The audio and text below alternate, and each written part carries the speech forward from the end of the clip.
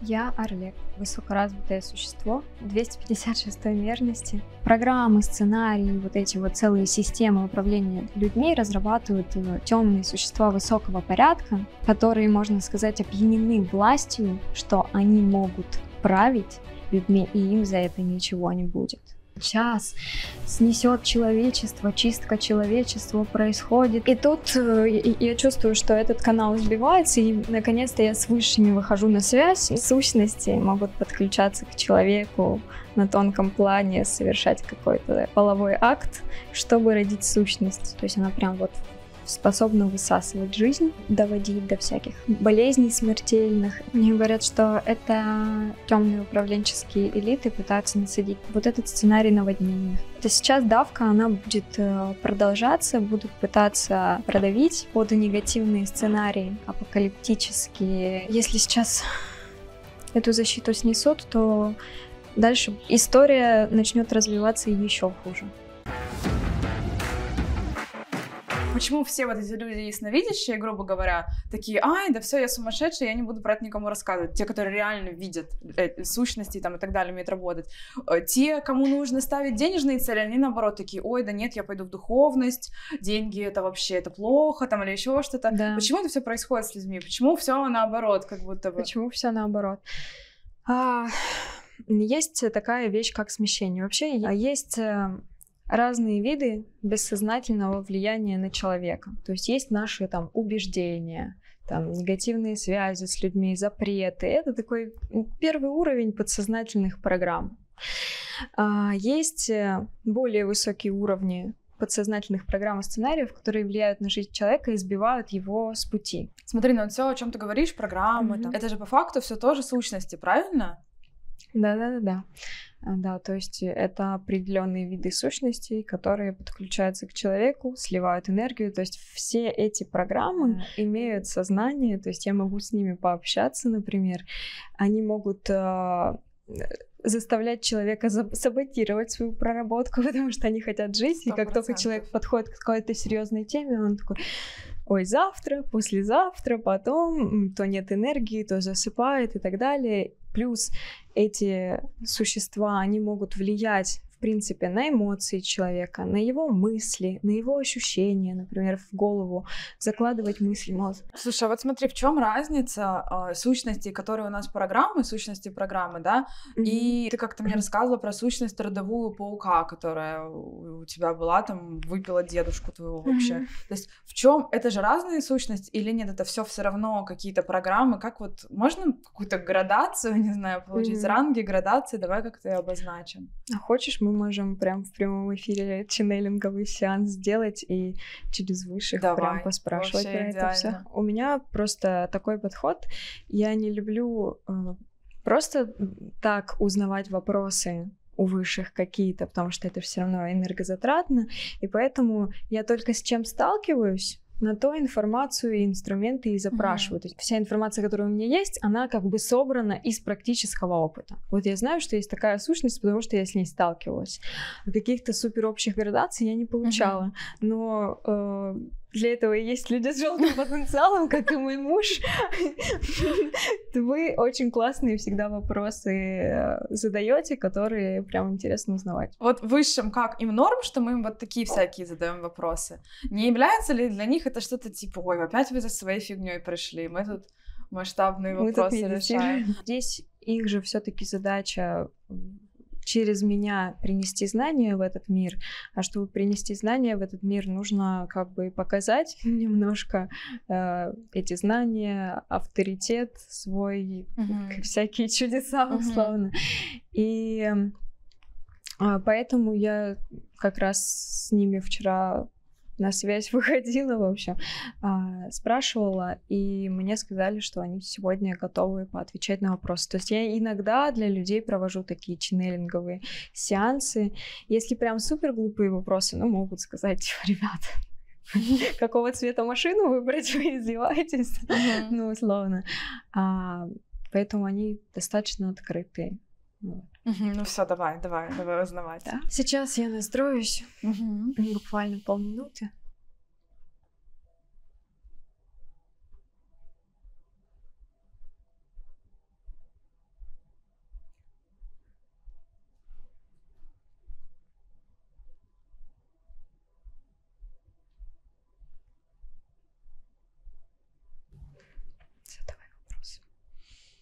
Так, ну давай начнем с того. Давай вообще я хочу расспросить у высших про высших. Расскажите про себя.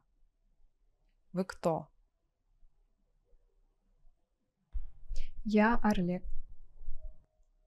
Это кто? Условно высокоразвитое существо 256 мерности.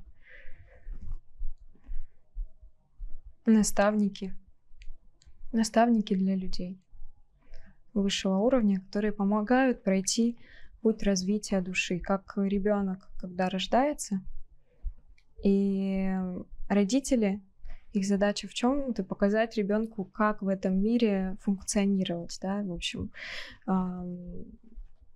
какое-то время быть для него наставниками, чтобы он вырос, научился в этом мире себя ощущать и так далее. И мне говорят, что мир, он намного более многогранный, чем видят его люди в большинстве своем. Он более многогранный, и люди растут. Когда мы выходим на новые витки развития, мы видим мир более широко, условно. И как раз мы, как дети, которые растут, и наставники более высокого порядка помогают научиться в этом более многогранном мире жить, функционировать и взаимодействовать и развиваться. Угу. Ну вот у меня сразу появляется вопрос про многогранный мир. Вот могут ли они хотя бы как-то схематично объяснить, как устроен наш мир? Вот наша планета Земля. Где они находятся по отношению к этой планете Земля? Или они тоже на планете Земля? То есть какая-то такая схематичное устройство мироздания, насколько вот они могут ее нам предоставить? Мне говорят, полное устройство мироздания вам, к сожалению, никто не предоставит, потому что общеизвестные источники, которые есть, они отражают только маленькие части общей правды. Ну, то есть она, в принципе, нам не нужна сейчас, большая вот эта вот правда о мироустройстве, потому что любое знание, оно имеет свою цену и ценность. И когда кто-то обладает большой ценностью, кто-то не очень хороший может тоже хотеть этой ценностью завладеть. Ну, условно, имея знание уровня намного более высокого, чем мы готовы, да, чем уровень развития нашего духа, мы привлекаем к себе и внимание всяких разных существ, как хороших, так и не очень хороших, тоже более высокого порядка. И мне говорят, что нам сейчас это ненужное внимание ни к чему. Ну, они говорят, что Земля, она, в принципе, немножко не такая, как ее представляют люди. Она немного более многогранная. А что значит многогранная? Ну, хоть чуть-чуть нам расскажите что-нибудь, инсайдерской информации. Ну да, как бы условно есть много миров, которые наложены друг на друга. На Земле самой. Да. Угу. И в одном из миров живут они как раз. Да. Ну да, то есть как бы они тоже связаны с Землей. Просто Земля немного по-другому выглядит. Почему есть задача передавать знания на Землю? Не потому, что они какие-то инопланетные цивилизации проводят эксперимент, а потому что от того, как человечество будет развиваться и расти, очень зависит и судьба более высоких миров. Да, то есть мы все переплетены, мне говорят, мы все взаимосвязаны, поэтому высшие наставники нам помогают, чтобы было хорошо как бы и руке, и ноге, и голове, и всему телу. Так, ну давай тогда пойдем в вот как раз-таки миры этих сущностей. Они же как будто бы только вредят. То есть вот мы начали говорить, да, что вот та сущность, все сущности нашей программы, вот зачем нам это все нужно? Для чего это? Мне говорят, что как есть светлые высокого уровня существа, так есть и темные высокого уровня существа. То есть развиваться можно как в свет, можно сказать, так и в тьму. И условно вот эти вот программы, которые направляют человека против его воли, они были созданы для того, чтобы массами людей управлять в нужном для темных элит направлении. То есть, чтобы массы людей вести прям против их воли и заставлять, условно, строить тот мир, который нужен темным элитам. А кто создал, получается, эти программы? То есть мы же давно с ними уже живем. Сколько, я не знаю, сколько человек? Конечно.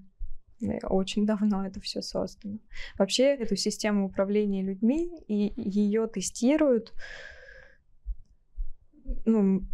много тысяч лет. И каждые 100-200 лет эта система обновляется. Вот. И разрабатываются более серьезные технологии. Это делают темные, можно так сказать. Можно так назвать. То есть, опять же, нельзя называть имен, потому что когда мы обозначаем какое-то существо на тонком плане, оно способно нас услышать. То есть, когда мы направляем туда свое внимание, оно может направить свое внимание на нас. Мне говорят, смотрите, есть 3 вида существ, если кратко. Есть существа коммуникаторской природы, есть существа управленческой природы и есть существа творческой природы. То есть коммуникаторская природа — это такие друзья. И для этих существ важно общаться, важно взаимодействовать, получать внимание. Как и люди есть, да, и есть коммуникаторы и так далее.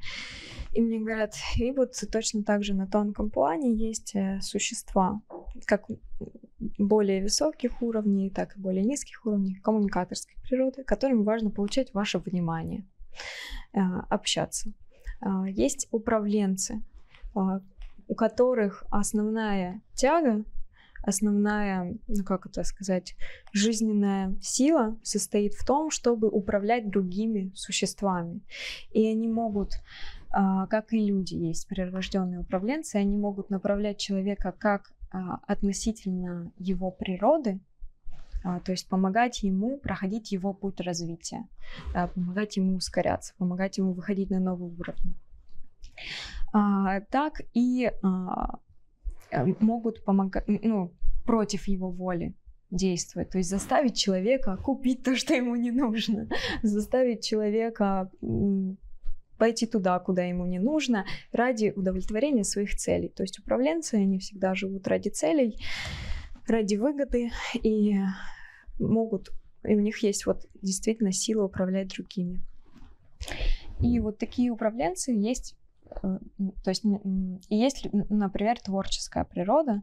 Творческая природа — это существа, которые создают что-то новое в этом мире. Создают души, создают животных, создают, новые, как и у человека, да, в каждом из нас есть частичка Бога, частичка этой энергии. У кого-то больше творческой, у кого-то больше управленческой, у кого-то больше коммуникаторской. И мне говорят, и программы, сценарии, эти целые системы управления людьми разрабатывают темные существа высокого порядка, которые, можно сказать, опьянены властью, опьянены этим пониманием, что они могут править людьми, и им за это ничего не будет. Но есть определенные законы управления людьми. Например, темные существа, темные культы, элиты, они через фильмы, через СМИ, через разные открытые источники показывают то, что они будут делать с людьми. То есть это, как правило, они обязаны предупредить? Да. То есть никто не может человеку причинить боль, пока он на это не согласился. А молчание — это знак согласия. Ого! И когда мы что-то смотрим, такие, окей?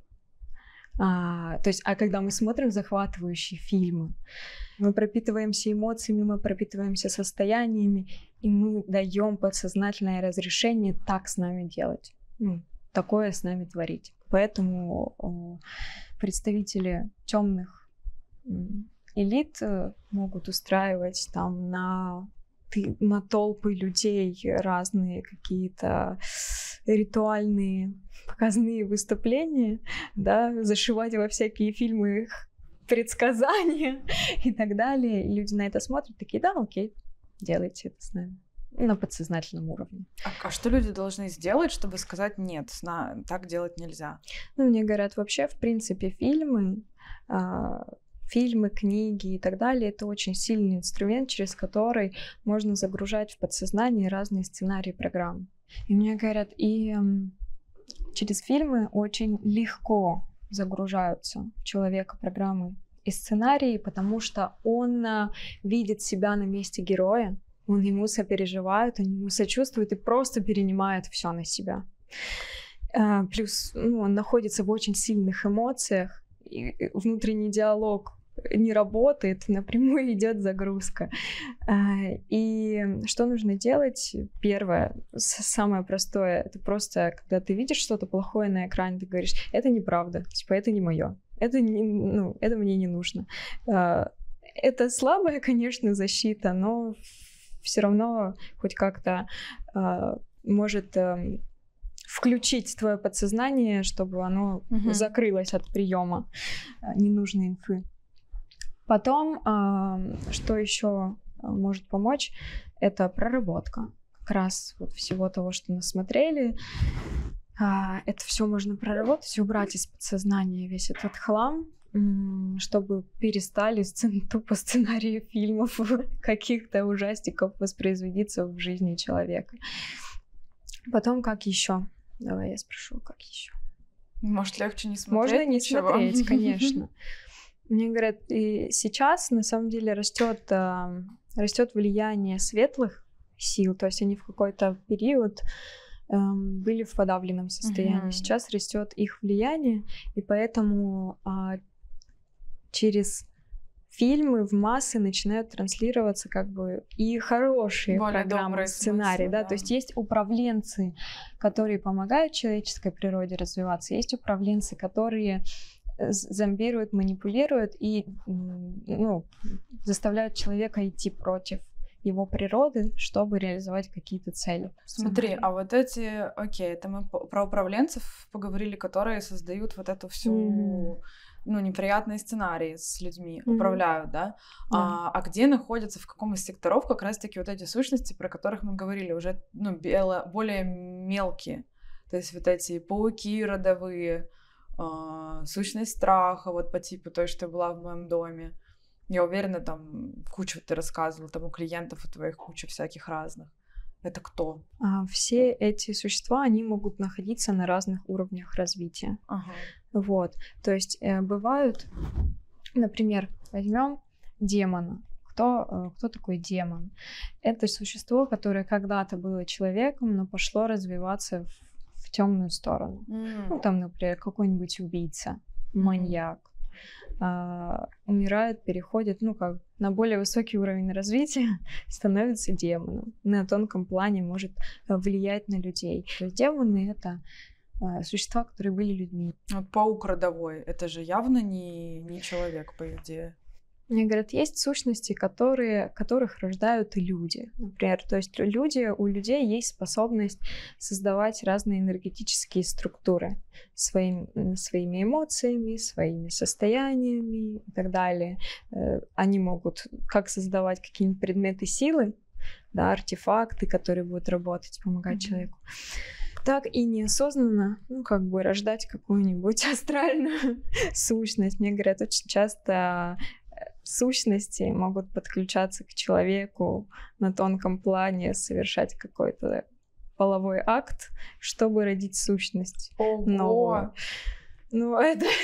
Слушай, это у меня просто только вчера я с подругой про это говорила, давай остановимся здесь поподробнее. Это я слышала, что есть такие суккубы-инкубы. Да, есть такие суккубы-инкубы. Я думала, что это просто у девчонок всплыла эта тема недавно, что они просто так питаются. То есть человеку снится, что он с кем-то занимается сексом, а это на самом деле приходит сущность. Но вот то, что там можно от этой сущности родить еще какую-то сущность, это как происходит? Сейчас. Мне говорят, суккубы и инкубы — это отдельная раса, в принципе. Отдельная раса. Да, отдельная раса. Как люди, есть суккубы и инкубы. Они просто в другом... Мне говорят, просто у людей из-за тех событий, которые происходили раньше, нарушилась связь с другими мирами. У них нарушилась связь, и они не могут полноценно взаимодействовать. То есть кто с кем? Люди не могут полноценно взаимодействовать с существами других миров. А раньше могли? А раньше могли. Вот. А раньше это когда раньше? Ну, где-то больше 1000 лет. Угу. Мне говорят, ну, даже во времена Второй мировой войны были всякие там маги и так далее. Ну, то есть это еще они всегда было. были, да. Это существа отдельной расы, достаточно такие примитивные, которые могут подключаться к человеку и питаться его энергией.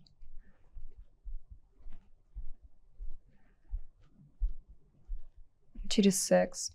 Ну, как бы вызывать очень сильное какое-то неадекватное сексуальное влечение, сексуальное поведение и так далее. Это вот суккубы, инкубы эти. Да. А вот эти сущности, как можно родить сущность? Вот это интересный вопрос. Сейчас. Мне говорят, обычно это происходит сильным выплеском энергии какой-то. То есть либо мыслеформа сильная, например, я чего-то очень хочу, да, или там или сильный испуг, например, и так далее, и может родиться сущность. Вот. А вот ты говоришь, что кто-то специально занимается сексом, сейчас. чтобы родить сущность. Ну, мне говорят, вот суккубы, инкубы, они так размножаются. А как человек потом эту сущность рождает? Ну, тоже в момент оргазма, в момент выделения какого-то, всплеска эмоций. То есть сущность, она же может, мне говорят, например, сущность может прийти вас испугать чем-то. То есть есть сущности эмоциональные, есть сущности ментальные, мыслительные. Например, она вас пугает, вы выделяете какой-то очень сильный страх, и вот она рождается, ребеночек. То есть, мне говорят, есть такие виды сущностей, которые таким образом размножаются. Но не все, да? Не все.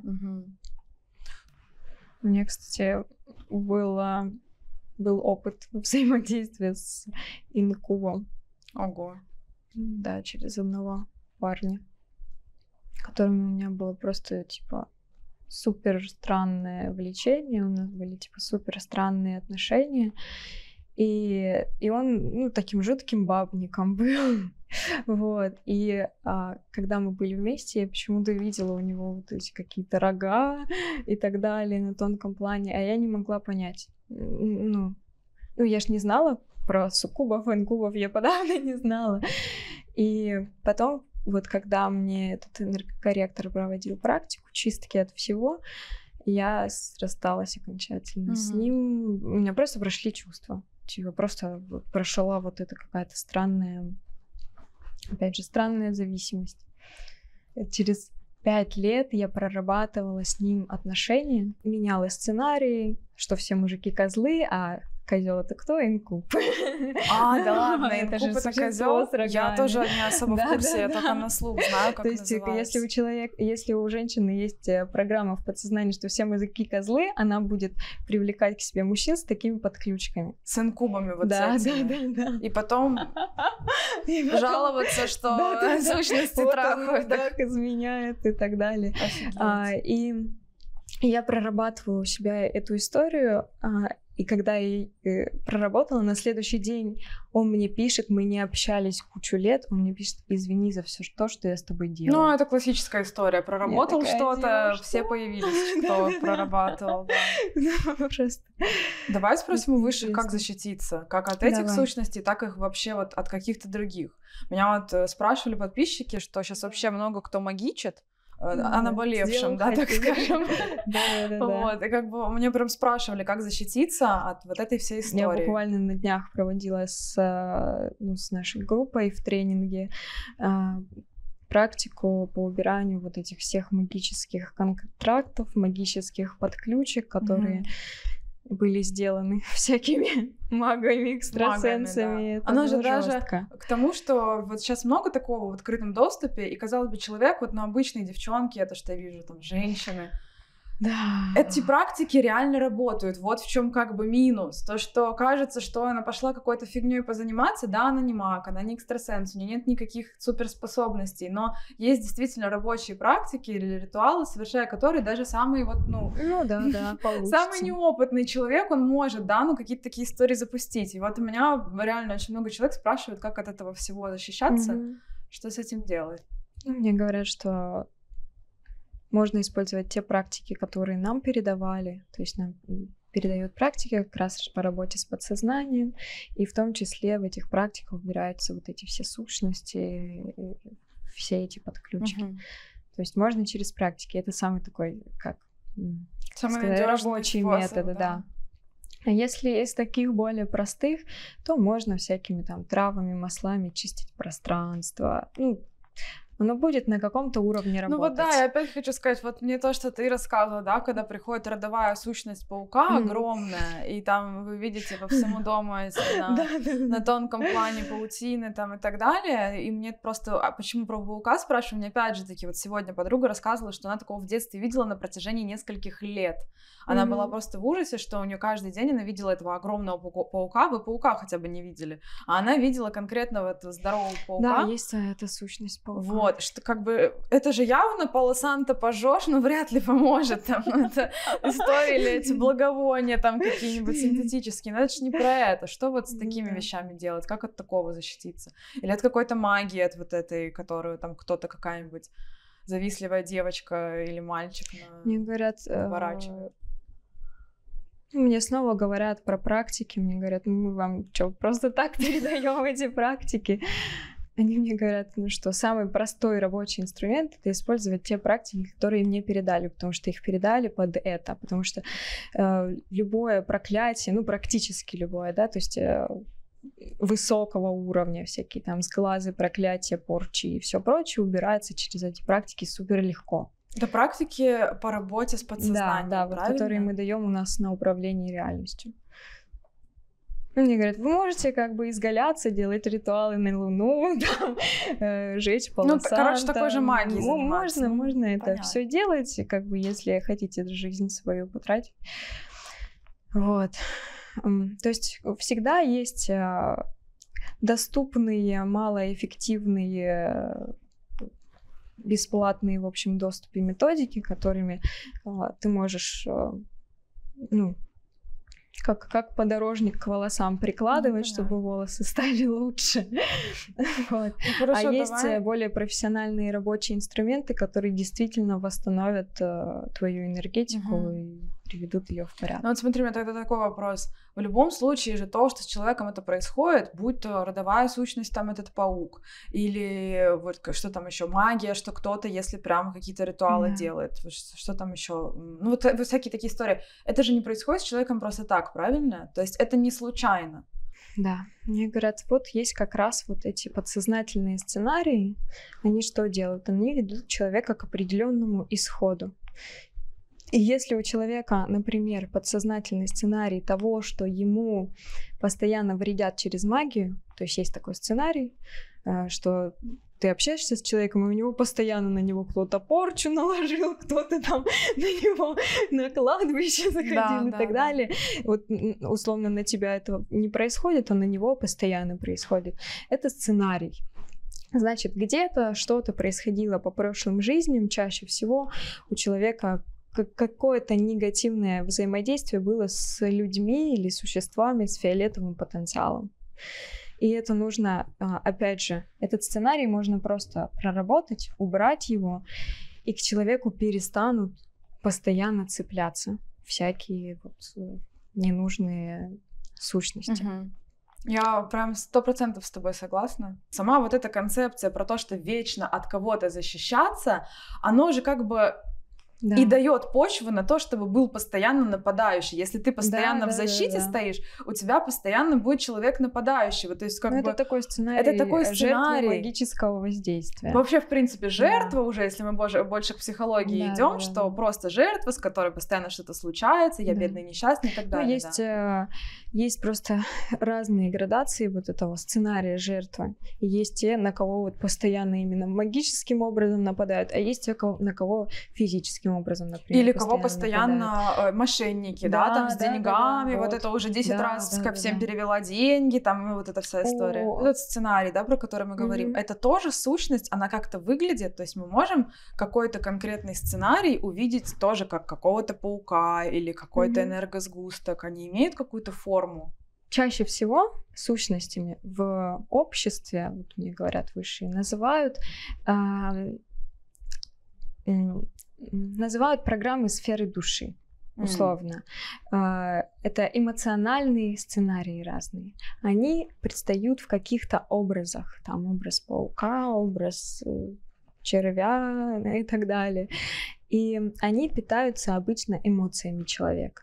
То есть это уровень души, уровень эмоций и чувств. Они питаются эмоциями и чувствами человека и приводят человека к определенным эмоциям и чувствам. Вот есть сущности уровня ментального, информационного, и они не имеют образов, они имеют слова и символы.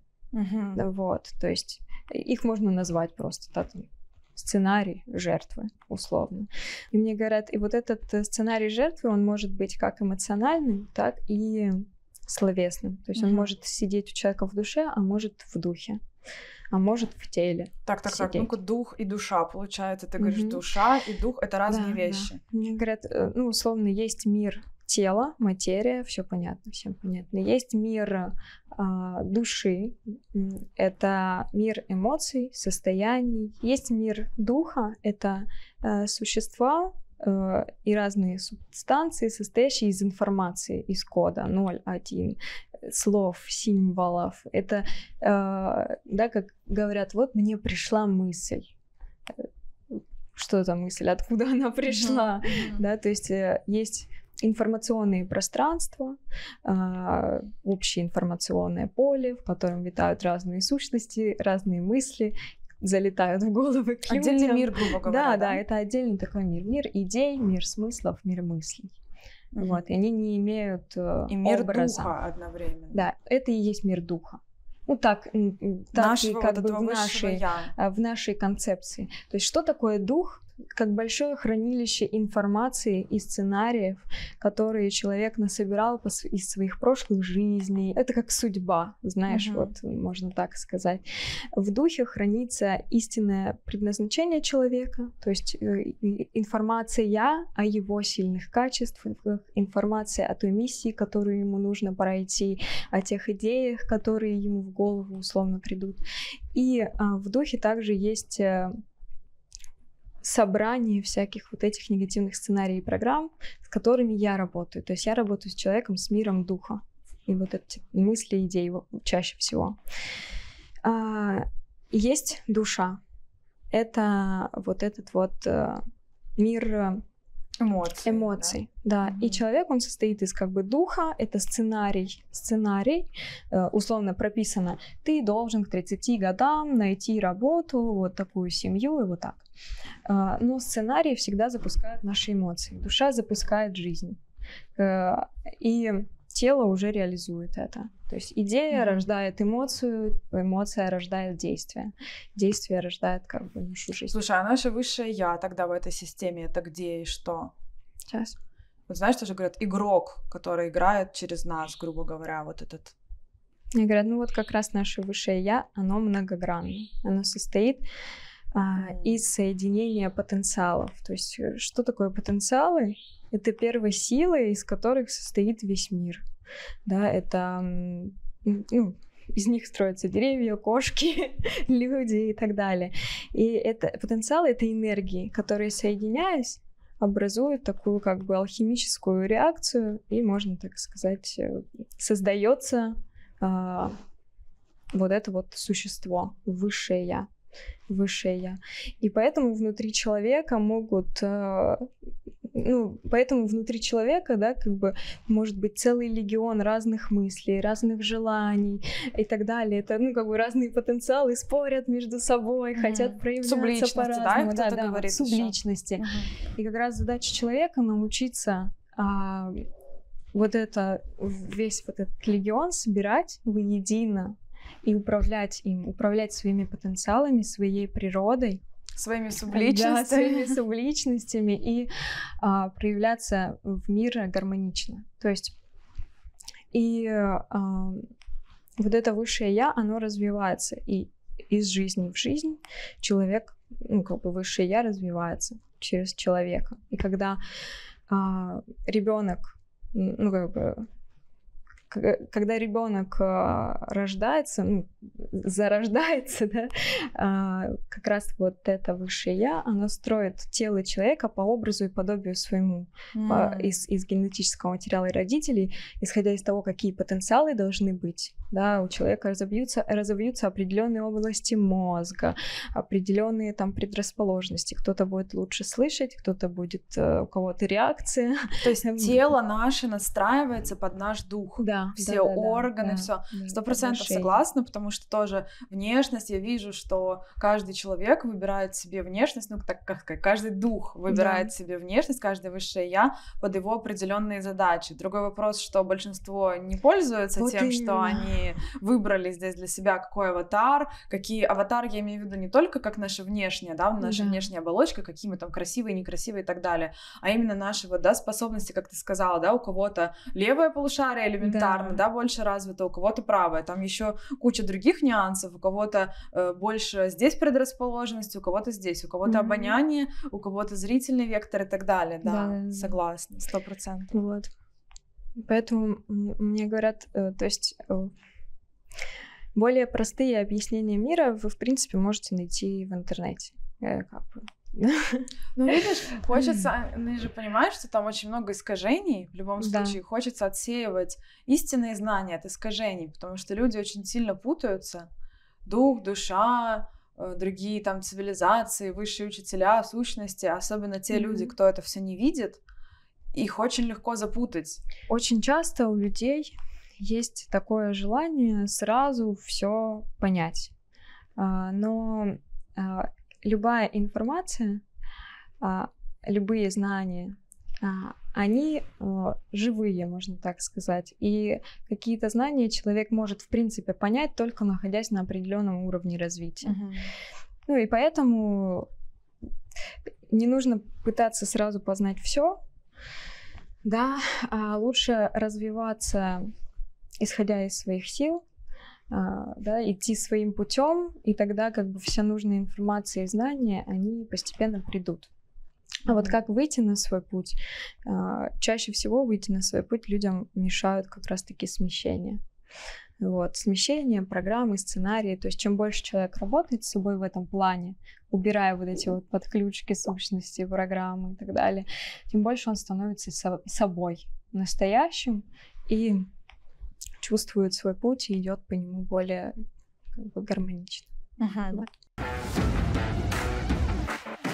Давай к смещениям вернемся чуть позже. Я хочу добить про сущности, потому что это тема, которая очень интересует. Вот и меня она, просто меня сейчас уже подуспокоилась немножко. У меня сейчас люди начали очень много спрашивать. Кто-то видит, да, и не понимает. То есть, ну вот человек ходит по комнате и вот начинает видеть какую-то фигню, у кого раскрывается потихонечку. Кто-то чувствует. Кто-то вот подвержен всей этой истории с магией, да, там, да. Давай разберем, какие вот действительно бывают градации этих сущностей. Мне говорят, что если ты хочешь, если, условно, вы все готовы на суперэзотерические практики и знания, то мне могут передать курс с практиками прям по прямой проработке сущностей, то есть без психологической маски, вот, напрямую. Как это все работает, как с ними работать, как это все убирать, как развивать свои способности, как от этого всего защищаться. Ну, да, то есть, условно, мне могут передать основные градации, влияющих на человека, сущности, ну вот прям в бытовых вопросах, да, как, например, есть сущность невидимости, она может, ну, она на девушке или там на парне может сидеть и окутывать ее как кокон, такой белесый кокон, и девушку перестают замечать, типа перестают с ней знакомиться. Мне говорят, могут передать, какие бывают сущности, влияющие конкретно на жизнь человека на таком прям бытовом практическом уровне, и как конкретно их убирать. Вот. Как от них защищаться, как чистить, как сделать так, чтобы повторно не прицепились. Какие есть сущности у 90, не знаю, процентов людей или там 80, вот почти у каждого второго? Есть ли такие? Какие у каждого третьего? И вот как-то там вот так пойдёт. Ну, типа самые часто встречающиеся сущности. Мне говорят, например, часто встречается сущность, которая влияет на человека на телесном плане, создавая хроническую усталость. О. Вот. Ну, это такой энергетический вампир. Сейчас. И человек постоянно живет с хронической усталостью. У него может быть даже все нормально там с анализами, с там, витаминами, микроэлементами. И он либо доводит себя до таких состояний подсознательно, плюс эта сущность, она может мешать человеку как раз найти нужные, ну, как инструменты, те же самые знания, чтобы привести свое тело в порядок.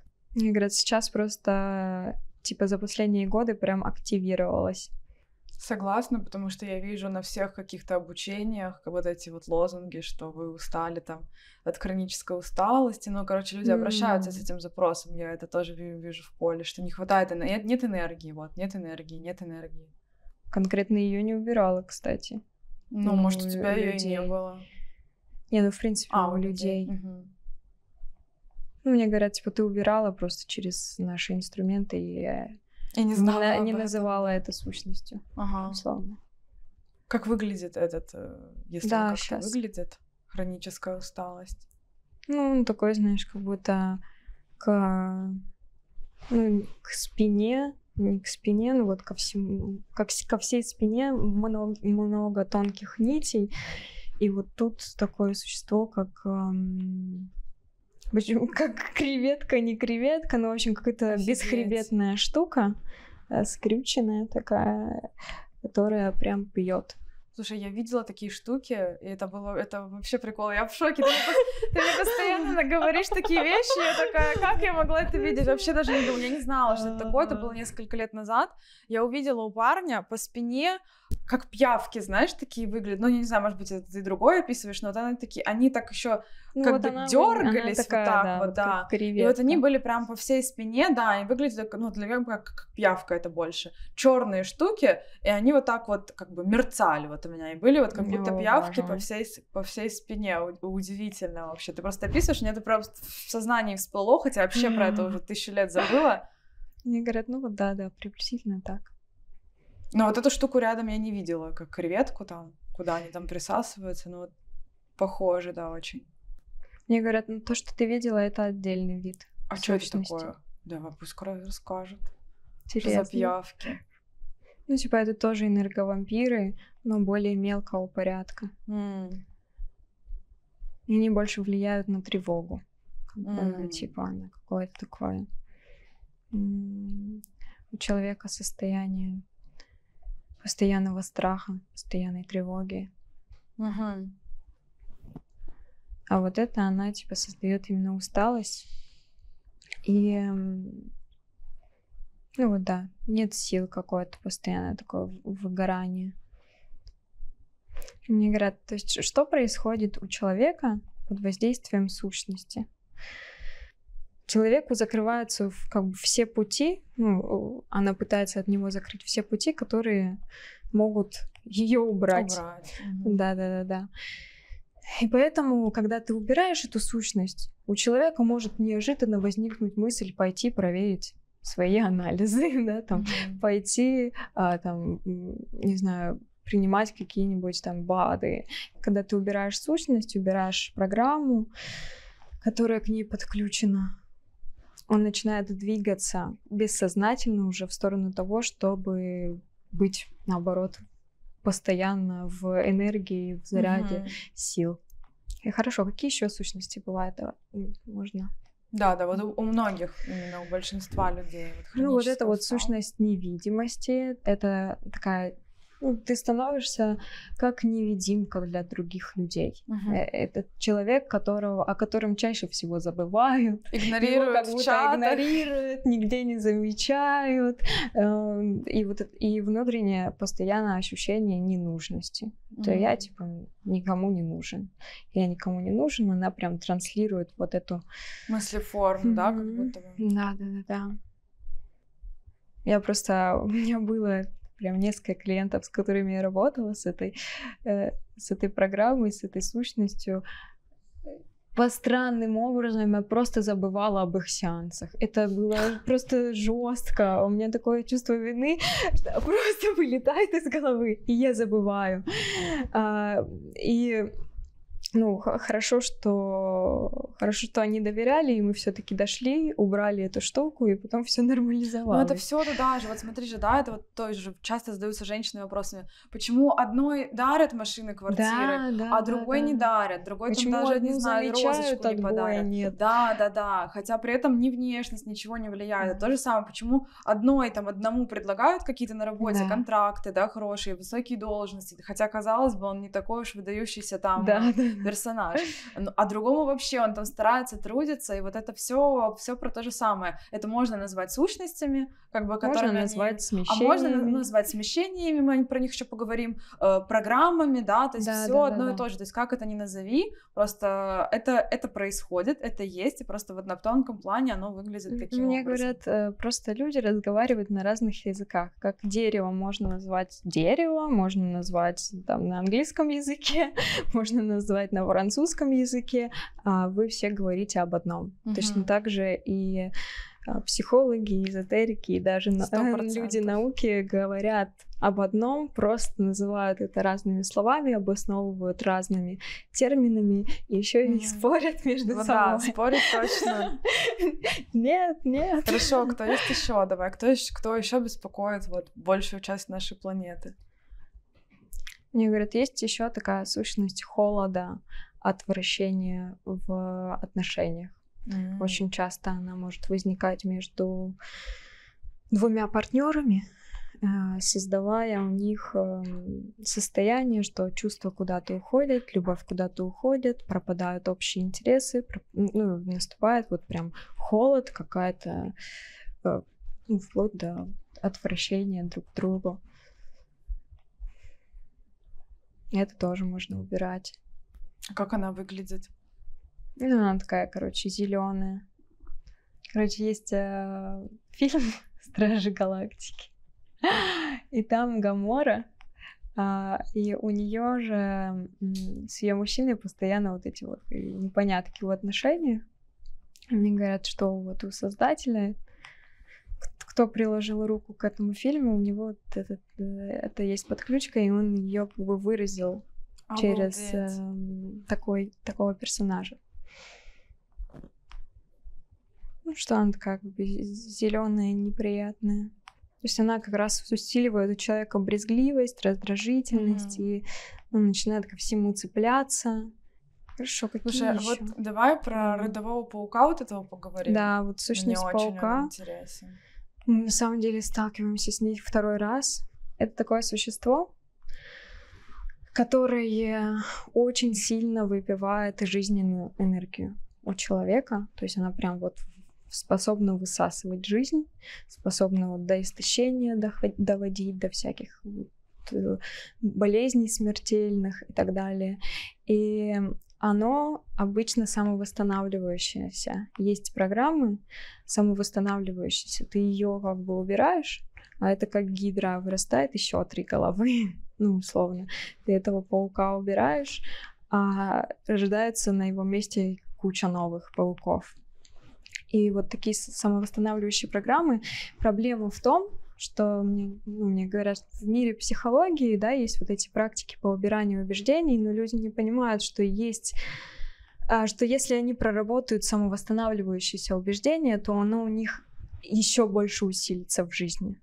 И начнет ты просто их, избивать, можно сказать. Я такое слышала. Вот. И поэтому есть у нас более высокого уровня практики по проработке сценариев, смещений, которые убирают вот эти самовосстанавливающиеся программы. И вот эта сущность паука, она, ну, у нас был момент, у меня дедушка заболел раком. Вот. И мы с ним делали, ну, там, несколько сеансов проработок, у него в ремиссию это все остановилось. Но потом через 2 года снова активизировалось, и я стала глубже копать, в чем причина. И увидела, что у нас есть какая-то родовая сущность паука, которая, как только наш род выходит на более-менее хороший уровень, а как раз благодаря тому, что я начала развиваться, у меня вся семья выросла. Все стали реализовываться, каждый в своем направлении и так далее. И как только семья выходит на более высокий уровень, она активизируется и скашивает поколение и возвращает все обратно. И получается, что в тот период, перед тем, как я начала это распутывать, у дедушки активизировался рак, у мамы моей обнаружили рак. Ого! Брат заболел какой-то странной болезнью, тоже раковой, в крови, лейкемия или что-то такое. Да. Это вообще страшное заболевание. Да, и у меня и у моего другого брата просто зубы стали рушиться. Из ниоткуда, вообще у меня с зубами проблем никогда не было, а там была такая боль, что я не могла встать. И плюс на вилле, на которой мы жили, еще брат был, и он как-то, я в этот момент стала распутывать на тонком плане, смотреть, что происходит со всей нашей семьей, вытащила эту сущность паука, начала прорабатывать. Брат еще об этом не знал, он ко мне встает утром, приходит, говорит: Ира, я видела какое-то странное существо у нас в комнате, а у него способности есть такие, что он иногда прям глазами видит. Да, он мне говорил, он видит физических говорит, просто. Я вижу, что какой-то свисает дышащий кокон, и что эти коконы по всей вилле. И потом оказалось, что это вот и есть эта сущность паука, размножающаяся, которая хотела условно нас всех, в общем, разом. И вот тоже, как ты ее убрала? То есть через проработку, опять же таки, мышления и программ, правильно? То есть ты же не чистила себя, как там, не знаю, энергия-то бывает, чистит от сущности? Я не делала это. Просто наши практики, они позволяют убирать сущности просто без название, что это сущности. И поэтому я делала это через практику смещений. Я там проводила ее несколько дней, эту практику, и убирала прям вот все эти родовые программы, сценарии, за которые она цеплялась, которые уводили наш род вниз. И вот сейчас прошло уже несколько месяцев. Во-первых, у нас после этой проработки один очень серьезный вопрос разрешился. Вот. Во-вторых, у меня зубы прошли, все нормально, я там один вылечила, и перестала быть боль. У моего одного брата прошел зуб. У вот этого брата с лейкемией тоже нашли донора, нашли возможности, его вылечить. У мамы вообще все хорошо прошло. У мамы всегда какие-то болезни случайным образом проходят. Там была опухоль, приехали, ой, нет опухоли. Ира проработала просто. Да, у мамы моей тоже способности. Дедушку я не успела, потому что ему уже было около 80 лет, и там уже все было запущено на последних стадиях. И я почувствовала у себя очень большой прилив сил. Потому что последний год я реально ходила как будто вот этой хронической усталости. Я чувствовала, как что-то пьет из меня энергию огромными пластами, и я не могла понять, что. Потому что у нас, и практик для этого уровня не было. То есть мне высшие тоже передают практики пластами, и у меня просто не было практик, чтобы справиться с такой, с такой сильной, можно сказать, сущностью. Вот. И как мне потом рассказывали, что ты шла к распутыванию этого момента на самом деле 1,5 года. Вот, чтобы всю семью исцелить. Слушай, я вот сейчас думаю о том, что вот мы даже там назвали 3, или сколько, 4, таких неприятных персонажа. И они же могут быть и одновременно по факту у человека. Вот меня вот это вот, что я просто как представляю, слава богу, вот я иногда думаю, что я этого всего не вижу, потому что зная то, какие у людей программы в голове, сколько всего вот этих установок, да, то, с чем там классическая психотерапия тоже сейчас работает, как там много вот этого дерьма и мусора навалено. Я просто боюсь представить вообще, что там происходит на тонком плане. Мне кажется, есть люди, и это не то, что есть люди, а это вот как бы мы такие все, грубо говоря, у кого там не только паук, и тут паук, тут кокон, тут пиявка, тут вот это все, потому что это просто элементарно отображение на тонком плане всех вот этих вот наших внутренних заморочек, да. Везде, где мы чего-то боимся, везде, где мы чего-то, не знаю, стесняемся, стыд вообще, это моя любимая тема тоже, мне там с этим еще работать, какие-то вот эти волнения, то есть там же в каждой теме сколько вопросов у женщин, особенно в теме сексуальности вообще тоже, это же вообще отдельный пласт. А все вот эти вот болезни по-женски, они очень легко исцеляются, кстати, проработкой, потому что у меня просто там суперсильные блоки были раньше, и когда я начала там, например, с Васей встречаться, у меня очень сильные проблемы пошли, я начала это все распутывать, прорабатывать, и у меня все нормализовалось. Вот. Ты все это даешь на своих обучениях, на своих тренингах, правильно? Да, самое главное, что инструменты-то у нас достаточно простые, они глубокие, но при этом у нас есть чат, просто куда скидывают все люди отзывы, и там больше 700 отзывов о том, что эти практики, они простые и при этом универсальные,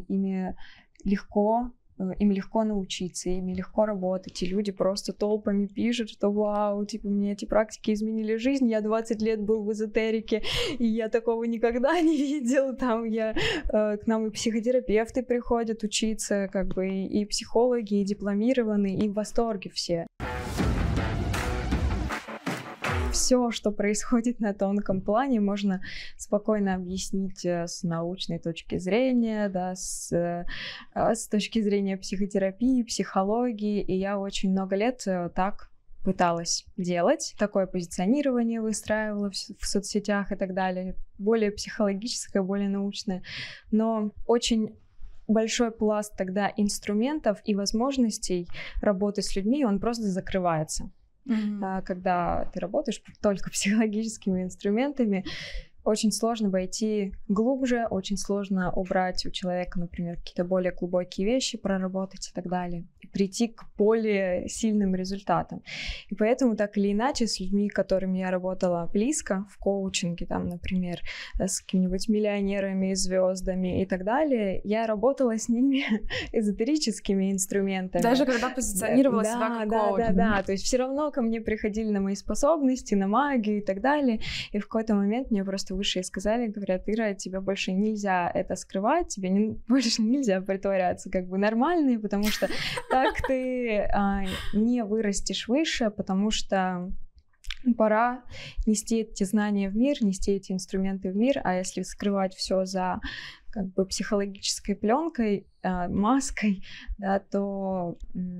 Это как будто бы прятаться. Да, вот такое прятаться. Ощущение. Я тоже сейчас вижу это повсеместно, на самом деле, вот как я говорю, да, топовые психотерапевты, у которых консультация стоит там $3000, $5000. Я захожу к ним на программы, и я вижу, что это эзотерические практики, которые у всех практиков-эзотериков просто они поданы под психотерапия, дипломы и так далее. Я не осуждаю, наоборот, я очень рада, что это происходит, что это эксперты своего дела, да, они тоже начинают людей с этим знакомить, просто вот я к своей миссии тоже чувствую, что знакомить людей не только с точки зрения психотерапии со всем этим, со всей этой магией, а именно с тем, как она на самом деле выглядит, как она на самом деле происходит. Это очень интересно, как минимум. Но это не значит, что у всех так. То есть у кого-то, кому-то действительно нужно идти только через психотерапию, только через подтвержденные, научно доказанные методы и так далее. Это просто зависит от уникальности каждого человека. И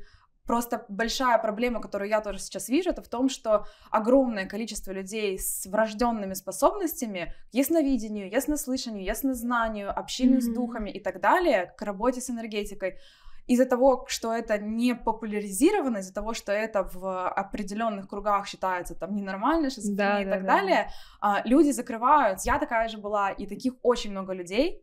И вот как раз-таки и хотим об этом всем поговорить сегодня, чтобы люди переставали этого бояться, переставали это пугаться, видели, что это действительно имеет результаты, это безопасно, это часть нашей жизни, просто о которой мы, как человечество, пока что знаем не так много. Но как раз-таки для этого сейчас в мир и выходит так много таких людей, как ты, чтобы это все рассказывать. Я думаю, это именно так. Да. Я просто тоже когда-то я начинала с того, что работала 1,5 года в тренинг-центре.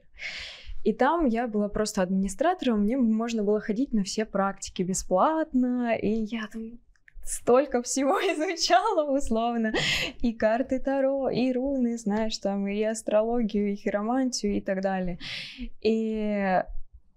И в конце меня стало просто тошнить от эзотерики, потому что я видела вот этих всех мастеров изнутри, я видела, как много там просто шоу-бизнеса. И в какой-то момент я разочаровалась полностью в эзотерике, я перестала в это все верить, я думаю, это все что-то не то. И я помню, что я обратилась тогда к себе, и я говорю, я очень хочу найти те инструменты, которые работают. И в какой-то момент я оттуда просто ушла, потому что, да, я 1,5 года там пела, плясала, медитировала и так далее, но у меня как в отношениях были ужасные отношения с мужчинами, так и оставались, да, там со здоровьем были проблемы, оставались, с внешностью были проблемы, оставались. Действительно, с деньгами я там зарабатывала 10 000 рублей в месяц, отлично. В какой-то момент я оттуда просто ушла. И последней каплей было, когда я зашла фотографировать на один практикум, и там какой-то маг рассказывал, как накладывать порчу ножом. Что-то они там резали, я такая, извините, я больше не буду в этом участвовать. Вот, и все, я тогда ушла в свободное плавание, и, видимо, мой дух стал меня направлять, потому что после того, как я задала себе запрос найти те инструменты, которые работают, меня начала выводить на очень интересные школы, очень интересных мастеров, через которых я раскрыла свои способности. То есть я стала практиковать работу с подсознанием. И у меня стало работать. Типа, я проработала, потому что я тогда фрилансом занималась, дизайнила и так далее. Я проработала, что у меня нет клиентов, на то, что у меня есть клиенты. Клиенты начали появляться. Там, я проработала, что никуда не берут без опыта. Меня взяли без опыта. Там, в общем, стала потихоньку прорабатывать.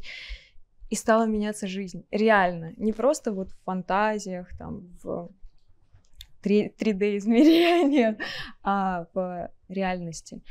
И тогда я постепенно, условно, начала выходить к себе и к своим инструментам, которые работают у меня. Начала прорабатывать свою реализацию, потому что, опять же, я же потерянная. И мне, опять же, мой дух, на тот момент я общалась со своим высшим я только. Типа, на тот момент мой высший я говорит, тебе нужно проработать тему мужчин, потому что пока ты не проработаешь, ты не видишь реализацию, то есть тему отношений. Потому что твой мужчина, он даст тебе какие-то пазлы к твоей реализации, а я полностью открещивалась от отношений, типа, не нужны мне отношения, от мужчин одни проблемы, как бы отстаньте от меня. Начала эту тему прорабатывать у себя, у меня начали отношения с мужчинами меняться, и спустя 4 месяца проработки отношений по мужчинам, это тоже была магическая история. Мне мой дух подсказывал, что нужно проработать, чтобы встретить мужчину. И потом в какой-то момент ко мне вышел на связь дух Васи, моего мужа существующего. Я сказала, типа, что мы скоро познакомимся. Я тебе буду подсказывать, что прорабатывать, чтобы ты со мной встретилась. И, например, он мне подсказывал, что нужно разрешить себе первой познакомиться с мужчиной. А для меня это было вообще супер страшно. Я такая, хорошо, разрешила. Потом сказала, что нужно... Вы очень быстро познакомитесь, очень-очень быстро сойдетесь, и поэтому нужно разрешить себе такие скоростное развитие отношений. Я почувствовала в какой-то момент, что типа все, я проработала, и я готова встретить мужчину. И в этот день я сижу такая, и четко приходит ощущение, что я лягу спать и не встану, пока он не появится. Вот буду 2 недели лежать, пока он не появится. Такое супер странное состояние. Я в этом состоянии ложусь спать и просыпаюсь в 3 часа ночи. Подхожу к телефону. И моя подруга, оказывается, ей в голову пришло зачем-то в эту ночь, пока я спала, искать... мужчин, которые переехали с Бали в Сочи. Я не знаю, как она это делала, честно. И она мне прислала контакт Васи. Говорит, смотри, похож на твоего. На того духа, с кем ты общалась, способности тоже ясновидения, и она видела вместе со мной в прошлых жизнях его. И я такая смотрю, да, похож. Я его узнала. И я ему написала. Типа, привет. Он такой, я векторной психологией занимаюсь, там что-то такое. Мы пообщались, и на следующий день он предложил мне встретиться. И вот на второй день мы уже вместе, через 2 недели уехали в Питер, потом на Бали. И как раз, когда приехали на Бали, начались, еще будучи в Питере, мне приходит информация о каком-то мастере, который должен со мной поработать, и о каком-то храме. Очень странно. Мы приезжаем на Бали, через 2 недели мне начинают приходить еще больше вот эти видения, что какой-то мастер, какие-то прошлые жизни, где нас всех убили, а мы были на Бали какими-то правителями, неправителями, в общем. И что мне нужно найти этот храм. Буквально неделя прошла, и меня знакомят с чайным мастером, приглашают нас на чайную церемонию. Я прихожу и вижу, что это тот человек, которого я видела в этих видениях в Питере.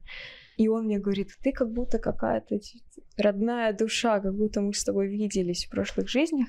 И начинает на этой чайной церемонии рассказывать историю, как он на днях попал в храм и вспомнил там свои прошлые жизни, где его убили, где он был тоже при дворе и так далее. И начинает описывать ту историю, которую я видела в своих видениях. Я говорю, так, дай мне контакты этого храма. Мы туда приходим, в этот храм, спускаемся, и у меня просто какое-то дежавю. Потому что я смотрю, и я вижу, что я это видела. Именно это место я видела в видениях. И даже Вася там первый и последний раз. Ну, представь, он просто вообще ничего не видит, он вообще ничего не вспоминает, но он вспомнил прошлые жизни, и он плакал. Он вспомнил ту жизнь, и он плакал. И там я познакомилась с духом, то есть, условно, меня мое высшее я свело с духом, который рассказал, что да, мы действительно тут были, мы действительно, условно, связаны с этими местами. Он нам помогал провести ритуал на то, чтобы... разблокировать еще одну часть моих способностей. Вот, он нам потом показывал, проводил практику снятия 7 печатей. Вот, мы убирали какое-то проклятие большое, в общем, это все которое в этом не давало храме нам расти. происходило. Да. И, снятие 7 печатей, это потом было в течение месяца. Что он тебе вообще сказал, этот дух? Что, привет, так, тебе надо 7 печатей снять? Или как это выглядело? Мне мой дух сказал, что нам нужно прийти туда и сделать практику на проработку той жизни, потому что у нас там какой-то большой блок. И мы, когда пришли туда, и я делаю эту практику, со мной, мне, условно, мой дух говорит, поговори с вот этим духом. И он показал нам, как практику провести, и мы начали ее проводить. И, что интересно, потом, буквально в течение следующего месяца, у нас открылось очень много возможностей по росту в доходах и по росту, в принципе, в нашей реализации, в нашем проекте. Ко мне начали приходить люди, я начала очень много работать с людьми, разные ситуации вот через духов прорабатывать. И после этого ты и с высшими вышла на связь, правильно? Да, и потом через какое-то время мне вот этот дух говорит, он меня обучал практикам по работе с подсознанием, он меня обучал сущностям, ну, то есть проработке это близкий дух какой-то? Да. То есть это человек или как это? Что это за дух такой? Он был человеком, стал развиваться дальше, и на каком-то уровне развития более высоком остановился и был наставником. Вот. Но не супер высокого ранга.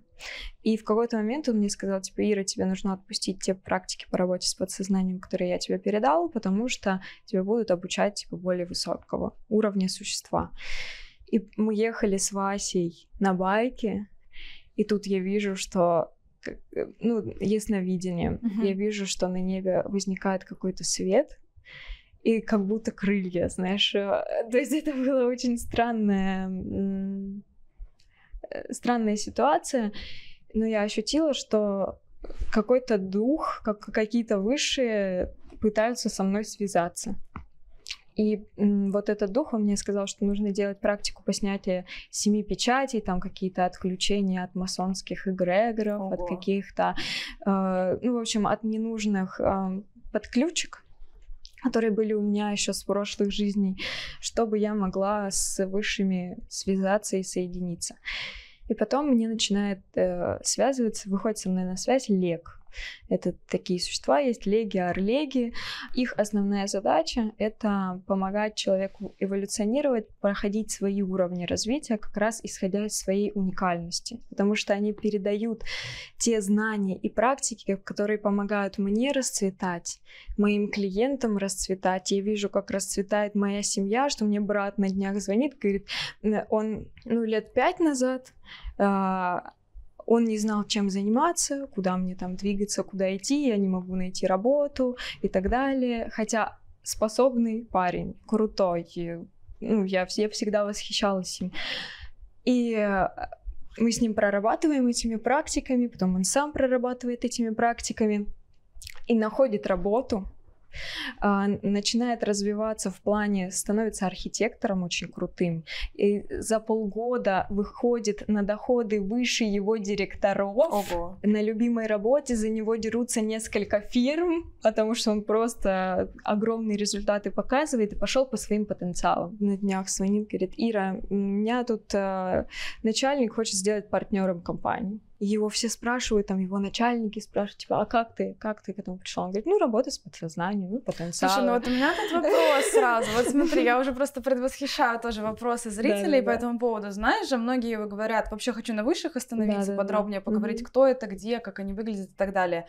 И сейчас очень популярна тема, что какие-то люди обеспеченные, успешные и так далее, что они на контрактах с неприятными всякими существами, дьяволами, там уже кто во что гораздо это все придумывают, и вот здесь тоже такой логичный вопрос. А может быть, твой брат там и ты все просто на контрактах с этими существами? Вот расскажи, что ты знаешь о высших, как ты отличила, что это не сущность, например, или не какая-то вот такая структура, которая тебе контракт какой-то предложила и так далее. Смотри, любая темная структура, любой темный контракт, он подразумевает собой то, что человек, во-первых, этой энергетикой пропитывается, и у него будет страдать внешность, у него будет страдать его энергетика, то есть он прям тут темный, источать будет это. Плюс у человека так или иначе, вот такие темные сущности, они что-то берут и что-то забирают. Например, у человека будет расти карьера, но рушится жутко отношения, потому что вся энергия будет выпиваться из отношений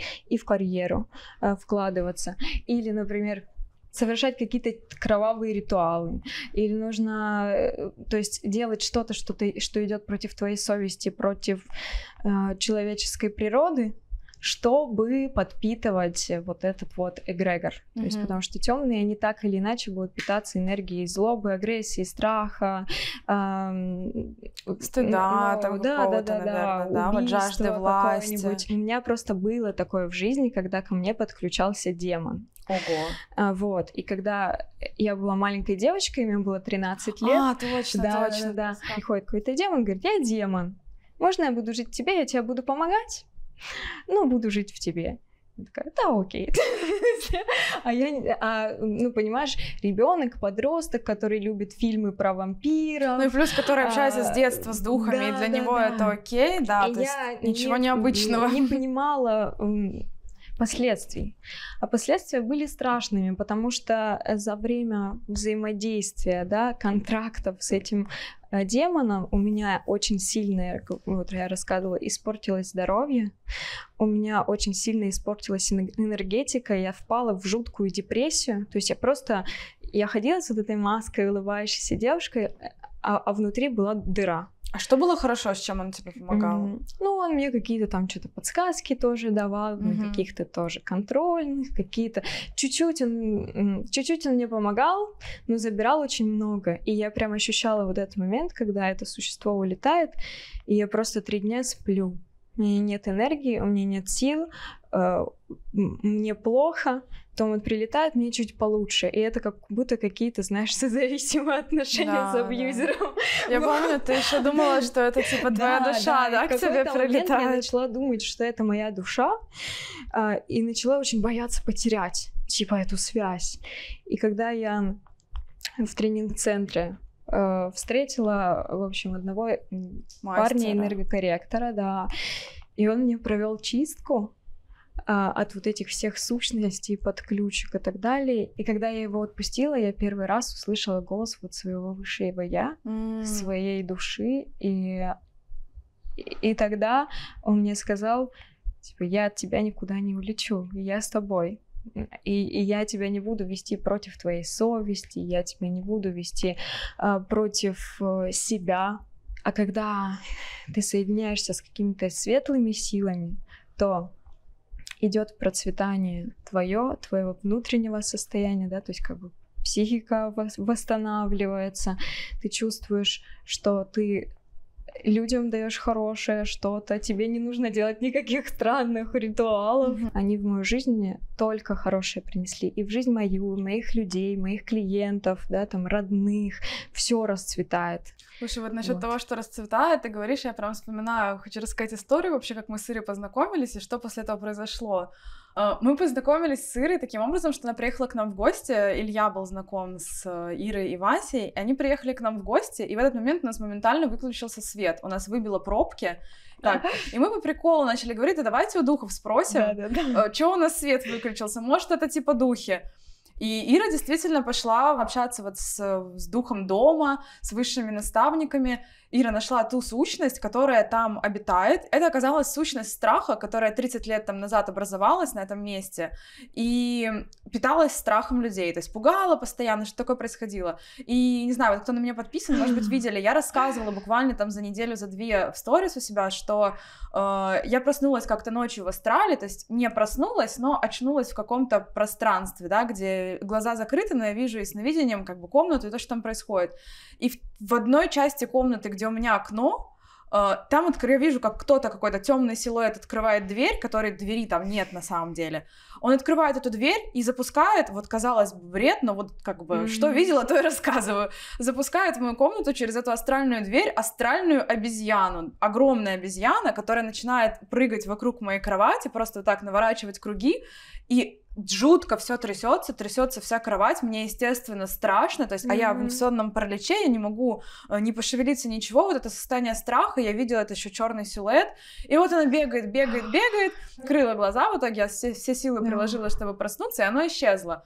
И вот когда Ира проводила этот сеанс, если это можно так назвать, и спрашивала, что это за сущность, я говорю, спроси, типа, это он мне астральную обезьяну запустил? Она спрашивает, и мы выясняем, что да, это существо нападало также на Илью, там он тоже у себя в блоге рассказывал. То есть были прям нюансы, которые в нашем доме что-то происходило, и, ну, вот вызывало вот эти неприятные ощущения. У нас даже была кошка сумасшедшая, которая дико боялась всего, невозможно было ее подойти, погладить, ничего.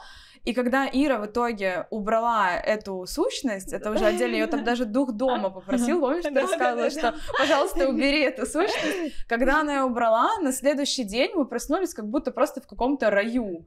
Это вообще другая энергетика. Кошка стала... Она просто пришла и осталась там. Она стала с нами жить. Это было не супер приятно, потому что она постоянно просила жрать. Это отдельный уже разговор. Но то, какая там начала быть энергетика, вот то, как все это приятно стало нам там находиться, птички, все вот, ну, вот просто состояние в доме стало вообще другое. Это было, ну, прям невероятно. У нас тоже была такая ситуация, когда мы жили с Васей на вилле, и Васе ни с того ни с сего начинают сниться кошмары. Там день, два, окей, месяц. И я смотрю, а у него подключка, ну, типа сущность джина какая-то. Подключка, которая во снах как раз питается его энергией. И она идет из картины. Там над нами картина висела. О, это вообще частая история на Бали, особенно, когда они селятся в картинах, в каких-то старых вазах, или вот какие-то такие, бывают, неприглядные, как это, ну, какие-то элементы декора, да, что вроде типа красиво висит, но такое неприятное ощущение от нее. И вот, да, я часто замечала, что там прям селятся эти сущаги мелкие. Вот, и я ее убрала, тоже через практику, просто убрала программу, убрала подключку. И после этого Васе на следующий день перестают сниться кошмары. Вообще, людей с синим потенциалом, на самом деле, их очень мало на Земле.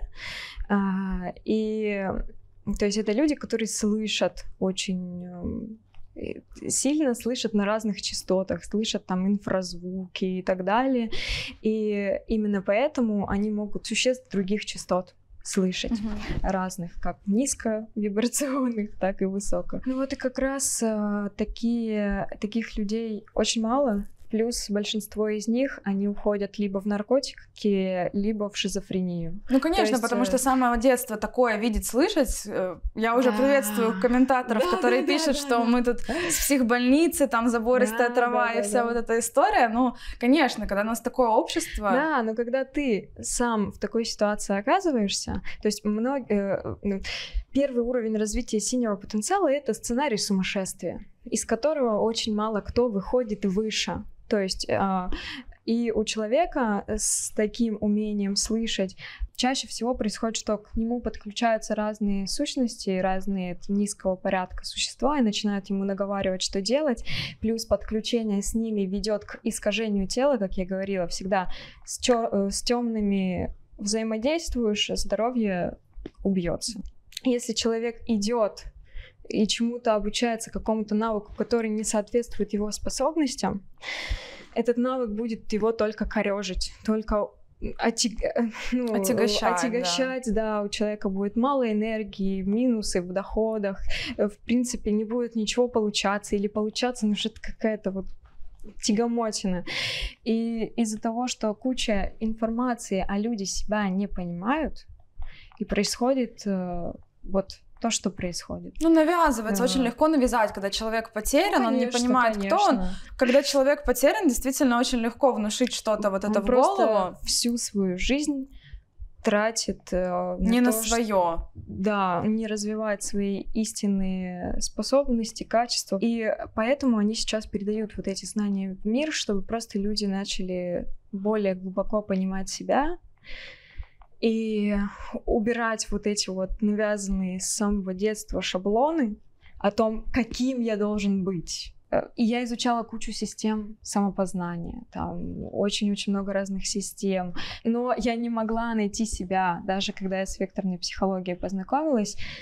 Она крутая, она классная, вот оттуда мы взяли базу цветов и какую-то базовую информацию по потенциалам, но суть в том, что когда я ее изучала, я думала, что у меня все вектора. И куда развиваться, непонятно. А как раз, когда мы получили знания по потенциалам, и я продолжаю... правильно вы их получили? Да, то есть в какой-то момент мне высшие сказали, типа, что вот эта системная, векторная психология, это очень крутые труды, но это маленькая часть большой системы, которая была утеряна когда-то, и нам сейчас ее будут передавать и восстанавливать вот эти пазлы.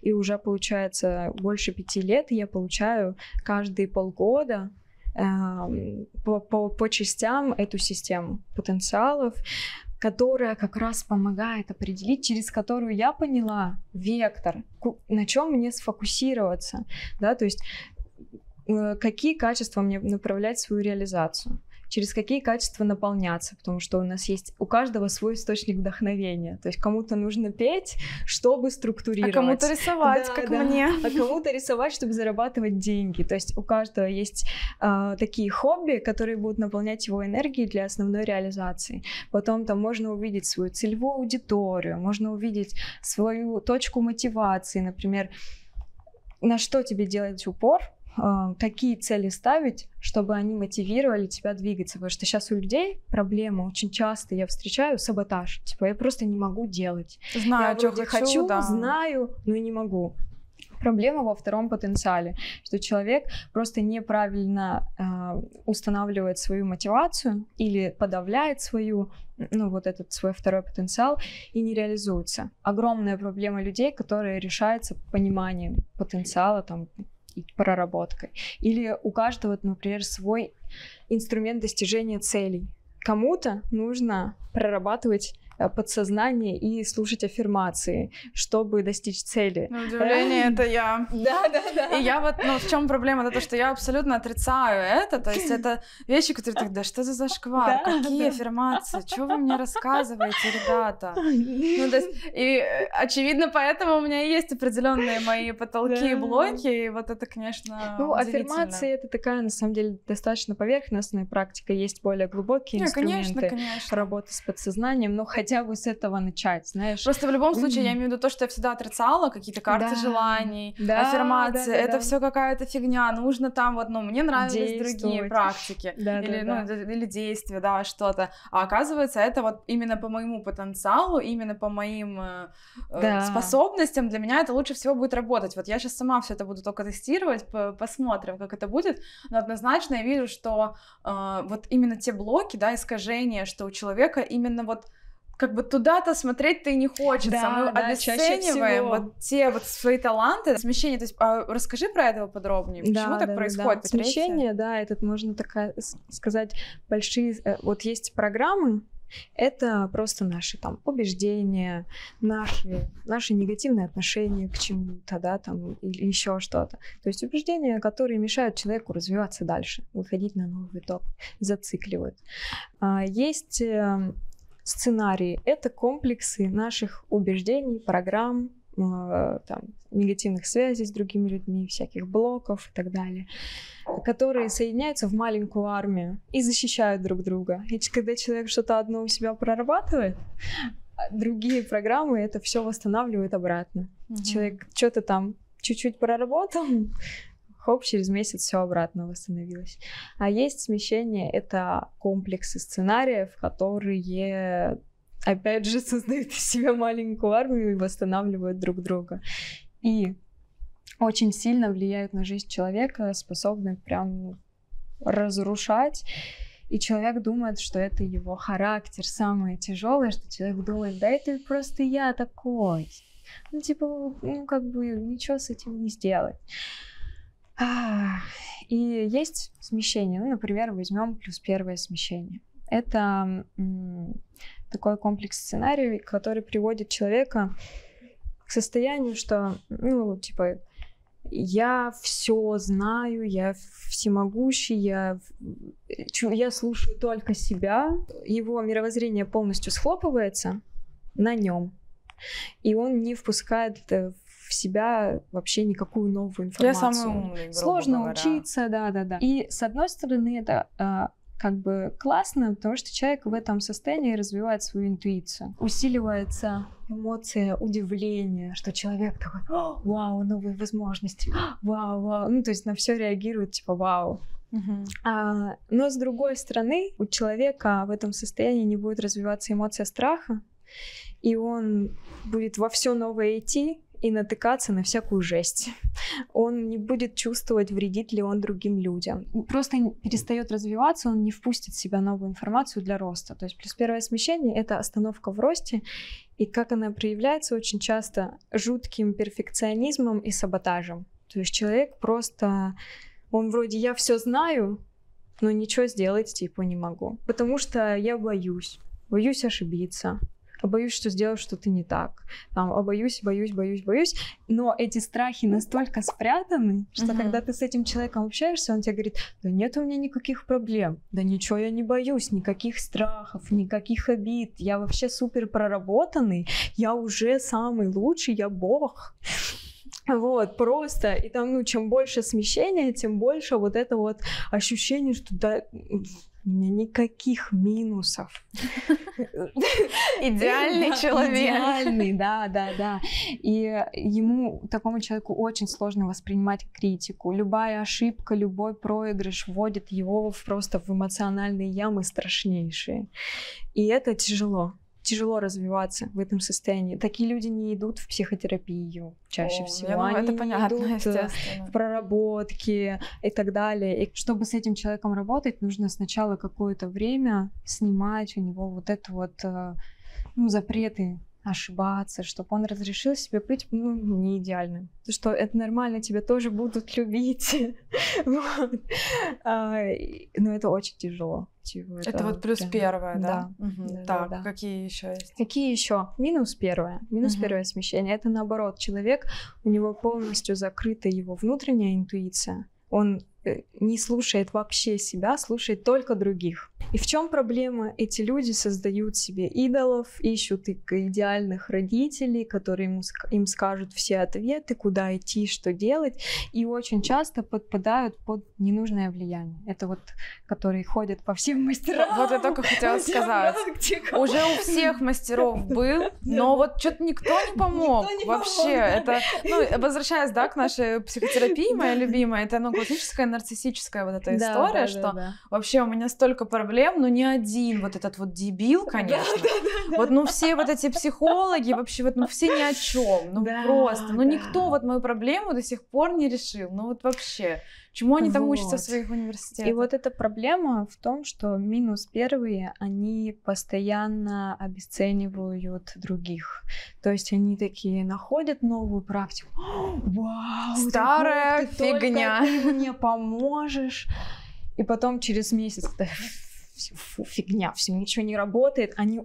Это смещение заставляет человека очень быстро обесценивать других, как бы советы и рекомендации, заставляет то есть перебегать, и человек так и не находит истину, потому что, чтобы найти истину, нужно развить сначала свою внутреннюю интуицию, то есть понять, у каждого человека своя интуиция, исходя из его первого потенциала, понять свою внутреннюю интуицию, развить ее, и из интуиции уже открываться другим людям. То есть человек, который вышел из плюс первого и минус первого смещения, он будет уметь слушать и себя в нужный момент, и других в нужный момент. И уметь быть важным, идеальным, и уметь быть как бы двоечником, ошибающимся и так далее. То есть человек обретает способность обучаться и развиваться, потому что первое смещение — это все стоп на любое развитие.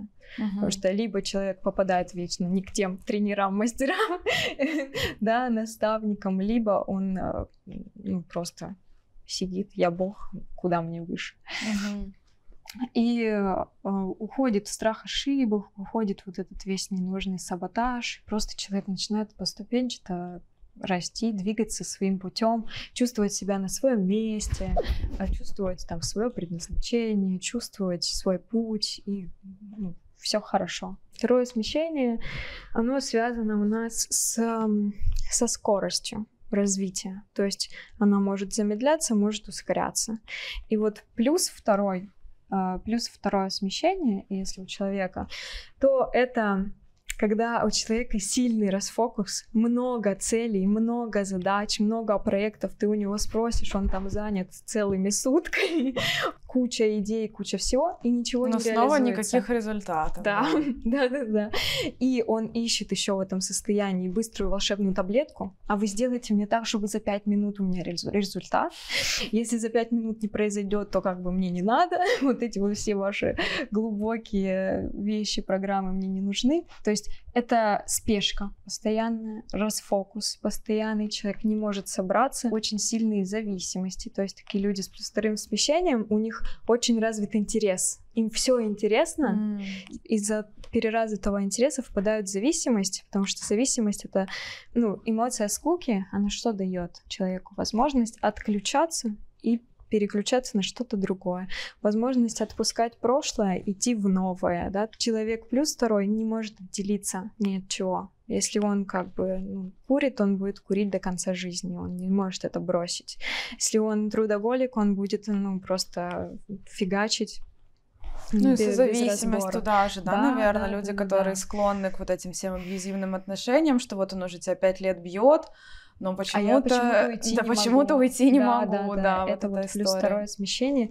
Она создает сильную привязанность к существующему миру, и человек не может из него выйти. А минус второе, получается, наоборот? А минус второе — это, представь, человек, живущий в постоянной скуке. Это сильное минус второе смещение — это депрессия.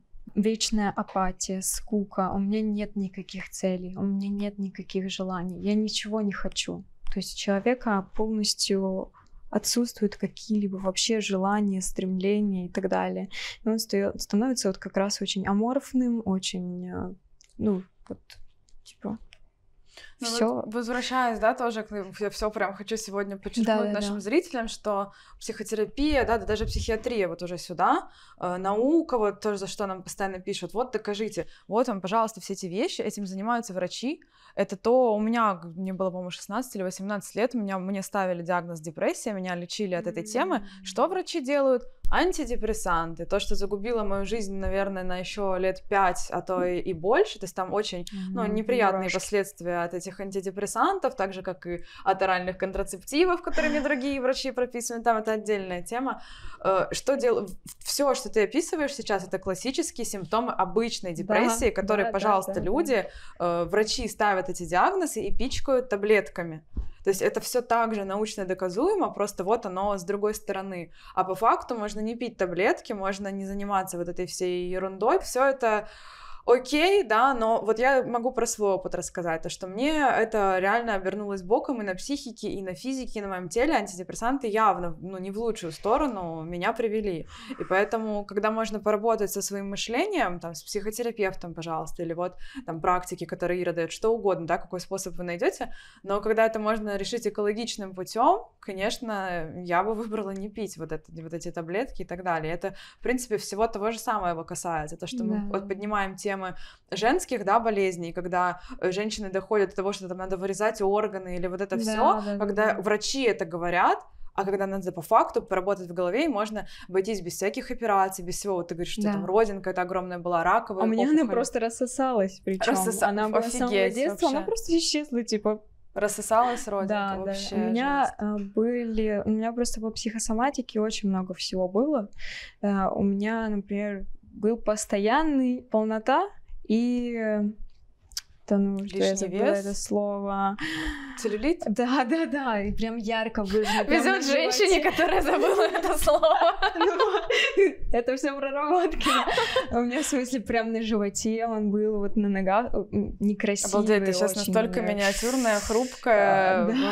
Да. Я не могла сбросить вес, хотя я сыроедила и фрукторианила на тот момент. То есть, что, откуда по фруктам?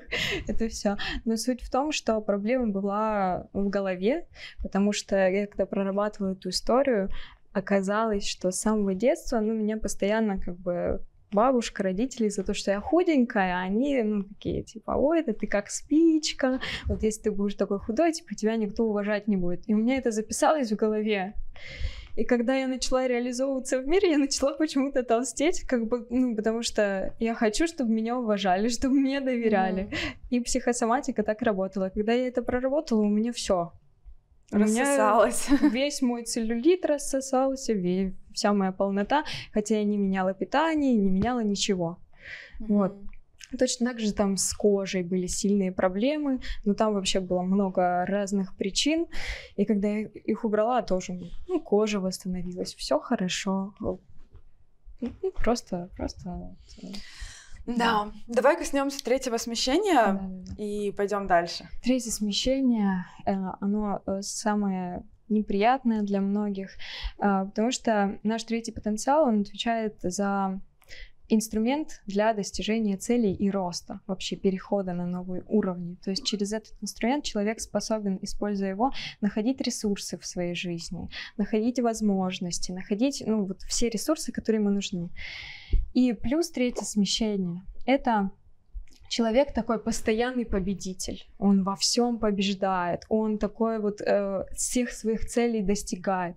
У него все получается, но к нему постоянно присасывается куча людей, которые с него тянут эти ресурсы. То есть у него то крадут что-то, то там родственники вытягивают, то еще что-то. И в итоге в конце жизни он всегда остается ни с чем. Он как будто всю жизнь побеждал, как будто кучу всего, знаешь, там заработал, и все это слилось куда-то, непонятно куда. То есть и плюс третье смещение, еще проблема в чем, что эти люди, они не умеют просить помощи.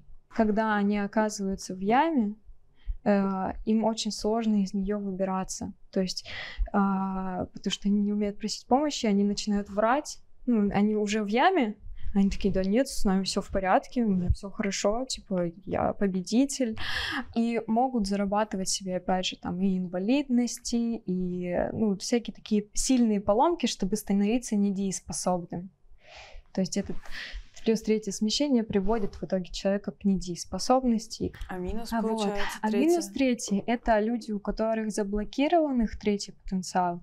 Наоборот, вечные неудачники, жертвы. Они не способны сами добывать никакие ресурсы, они могут только жить за счет кого-то. За счет мамы, да, это вот дети, которые в 40 лет не могут уехать от своих родителей, полностью не самостоятельные, да, то есть такая беспомощность постоянная, инвалидность. Я, кстати, у меня брат, у него просто был обширный инсульт в 8 лет, представь, и у него полтела было обездвижено. И мы с ним прорабатывали эту тему, потому что ему прогнозировали смерть. Что все это было просто 3 где-то года назад. Ему хотели делать шунтирование и говорили, что он в течение нескольких месяцев умрет. И до этого он относился ко всяким этим практикам, ему 15 лет было или 16, просто так, на отвали. Когда ему сказали про его диагноз: давай, пожалуйста, я с тобой поработаю. И он согласился, и мы с ним поработали и убирали это минус третье смещение, сценарий инвалида, постепенно распутывали.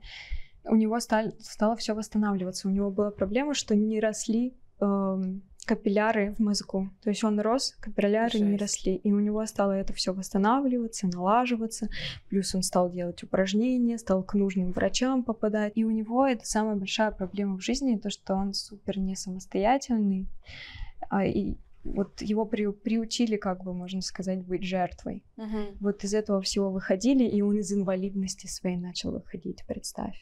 После таких рассказов я сразу понимаю, о чем говорят все эти люди, которые говорят, что абсолютно спокойно можно лечить и рак, и любые эти смертельные заболевания через мышление, через психосоматику, и все, во что многие не верят, но я просто убеждена в этом. Самое главное здесь все равно многие мастера, знаешь, которые такие с плюс первым смещением, они такие: да, я вам сейчас все вылечу. Но важно понимать, есть разные случаи. Есть случаи, когда у человека, например, настолько все запущено, настолько заблокировано мышление, подсознание, что только хирургическим путем, например, можно помочь, или просто мастера, которые вокруг него недостаточно высокого уровня, чтобы помочь. Но я знаю, что у многих наших клиентов очень многие симптомы неизлечимые и всяких психических расстройств и так далее, они восстанавливались. Но опять же, это нельзя принимать как волшебную таблетку. Лучше не доводить до таких, я бы сказала, последствий. Если работать с собой постоянно, с определенной периодичностью, понятно, что каждый день не надо прорабатываться, но можно просто, да, не доводить себя до этой всей жести. Поэтому, я говорю, да. У кого-то еще не одно, у кого-то и это, и то, и отсюда чуть-чуть, и отсюда чуть-чуть. Но я тоже проходила. Да, я тоже проходила этот путь, и отчасти я не могу сказать, что у меня сейчас все идеально, поэтому мне тоже интересно твои практики. У всех есть. Я тоже постоянно с собой работаю, какие-то высокие, более высокие уровни вывожу, поэтому просто нужно начать, хотя бы начать этот путь освобождения, и очень много всего, уйдет само собой. Да, может уйти. Все, о чем мы говорили сейчас с Ирой, это сценарии, программы, смещение, туда же сущности, все, что все одно, как вы уже поняли, да. Вы можете подробнее узнать, как совсем с этим справиться. У Иры есть отдельные тренинги на эту тему. Все ссылки будут в описании. Проходите, смотрите. Все что мы перечислили, максимально подробно, сразу разом, все можно там это сделать. У меня такой вопрос, вот мы тоже про сущности, про все так это. Давай к более приземленным пробежимся быстренько по более приземленным результатам, да, вот что люди, допустим, проходя твой тренинг, взаимодействие с собой, какие у них результаты в жизни, не на то, что мне убрали сущность, да, и у меня там все стало классно, а вот конкретно измеримые, что ты можешь сказать? Ну, у нас очень много измеримых результатов, потому что я это люблю, и самое первое, что у людей проявляется, это доходы, да, то есть понятно, что когда человек прорабатывает у себя все эти вещи, убирает саботаж, там, разбирает свое предназначение и так далее, он начинает идти в нужном направлении и просто зарабатывать больше, да, там у нас очень много всяких разных кейсов, где там человек с 50 тысяч на 100-200, например, вышел, да, там, или с 20 тысяч, или вообще не работал, не понимал, куда двигаться, и начинает работать в своей сфере, зарабатывать и так далее, да. Бывает, когда человеку просто хватает, не знаю, какого-нибудь тренинга по потенциалам, где нужно понять себя. Вот у нас есть целый канал с отзывами, где куча разных отзывов. Плюс второй частый результат, который происходит, это у людей налаживаются отношения, например, с родными. Что еще чаще всего? Человек понимает, куда ему двигаться, идти, развиваться. И тут кейсов их просто очень много.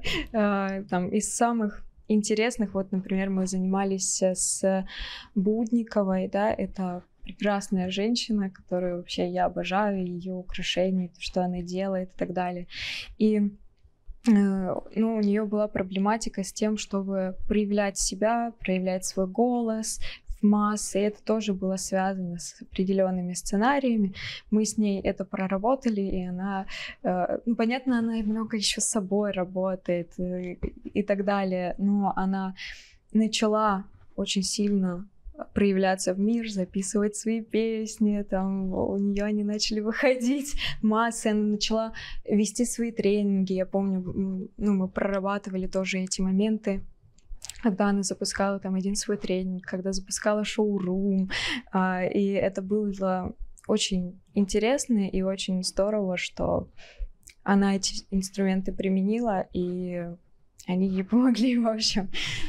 Понятно, это когда ты работаешь с людьми высокого, крутого уровня. Вот у меня еще, например, музыкант Влад Соколовский, мы с ним тоже прорабатывали, занимались, и он в одной из проработок, у него родилась идея создать свой бойс-бенд. Wow. Который он сейчас реализует, создает бойс-бенд. Он вышел на новый уровень дохода совсем. Он стал больше зарабатывать, его стали звать там в разные шоу и так далее. То есть мы с ним проработали блок на популярности, на доходах. Там у него были некоторые, хотя он очень крутой, реализованный в своем направлении человек. А есть, например, у меня одна клиентка, с которой мы сейчас работаем по отношениям, известная артистка, и мы с ней прорабатываем разные темы по поводу отношений, еще не до конца дошли весь процесс, но у нее уже результаты. Она говорит: Ира, мне начали дарить подарки мужчины, мне подарили 300 тысяч рублей. Говорит, она просто никогда не получала никаких подарков, особенно таких. Ей всегда попадались мужчины, наоборот, очень слабые, которых она тащила на себе, закрывала за них кредиты, ну и так далее.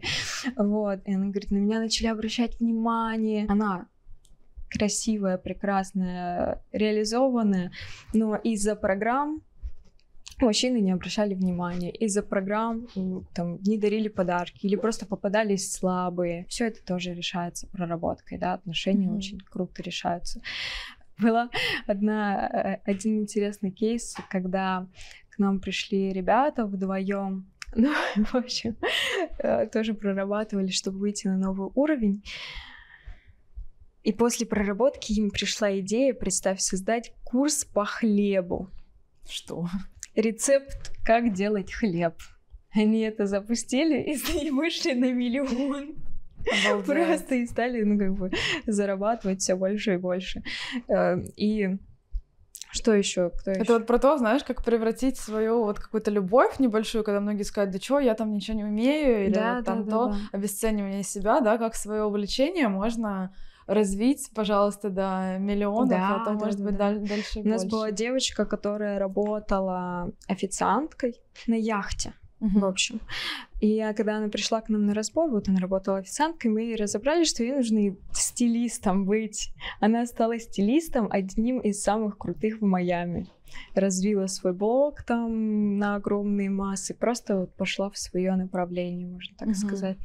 И просто таких ситуаций много. У нас там и танцоры, и есть те, кто меняют профессии. Например, у меня тетя, она работала 20 лет учительницей. Зарабатывала там 10 тысяч рублей и так далее. Начала работать над собой вот этими практиками. Она стала репетитором, стала зарабатывать там раза в 4 больше, около 40 тысяч. Она проработала своего мужа, что он развил свой бизнес и стал богатым, вот. Плюс после этого она начала прорабатывать своих знакомых и стала мастером по работе с подсознанием. Обалдеть, и сейчас зарабатывает вообще очень хорошо. У нее сын разбогател, муж разбогател, все классно. В общем, с любого уровня абсолютно, да, эти практики. Дорогие, все эти практики, все, о чем мы говорим, все тренинги, которые мы упоминаем, все ссылки будут в описании. Совсем можете ознакомиться. Все эти практики, почему мне это так интересно, почему мне это так ценно, были переданы Ире теми высшими учителями, как раз-таки с которыми мы сегодня здесь общаемся, про которых мы говорим. И это, безусловно, ценнейшие знания, и на примерах мы видим, что они действительно помогают людям эволюционировать. Я здесь абсолютно только поддерживаю. У меня бывали раньше часто такие периоды, когда на меня наваливалось вот это обесценивание своих продуктов и услуг, и в этот момент я просто заходила в наши чаты с отзывами, это все смотрела и листала, когда я начинала там людям своим говорить: да вот, наверное, это все как бы не работает. Они такие: ты издеваешься, столько результатов, столько всего. Ладно бы, если бы это было, знаешь, у меня и еще у пары человек, а когда это тебе 1000 человек говорят, когда у 1000 результаты, то это, скорее всего, я думаю, это и была цель высших, да, как они говорят, мы передаем это на массы. Для эволюции человека, да. Мне вот интересно еще с тобой, точнее, через тебя с высшими пообщаться, потому что это, конечно, такой экспириенс очень интересный. И я хочу поспрашивать тебя, и высших про то, как вы видите наше будущее, как ближайшее, так и не ближайшее. И начать с того, мы с тобой это уже обсуждали.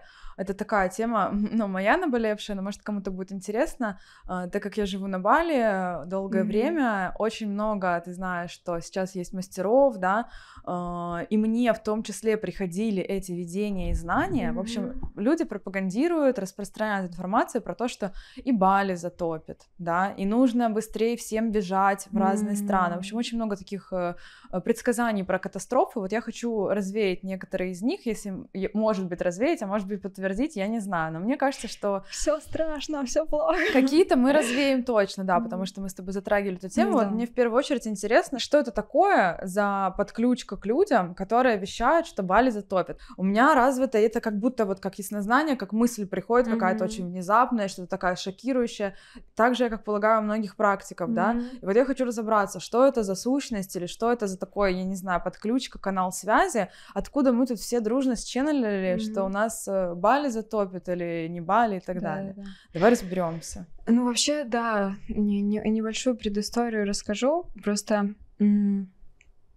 высшие периодически, когда что-то происходит в мире плохое, они нас предупреждают и говорят там, либо вам нужно улететь в другую страну, либо вам нужно куда-то там переместиться, что-то сделать и так далее. Например, перед тем, как начался ковид, когда все еще говорили, что это там слухи, да ничего не будет, всё фигня, нам высшие сказали, что ну как бы нет, это будет...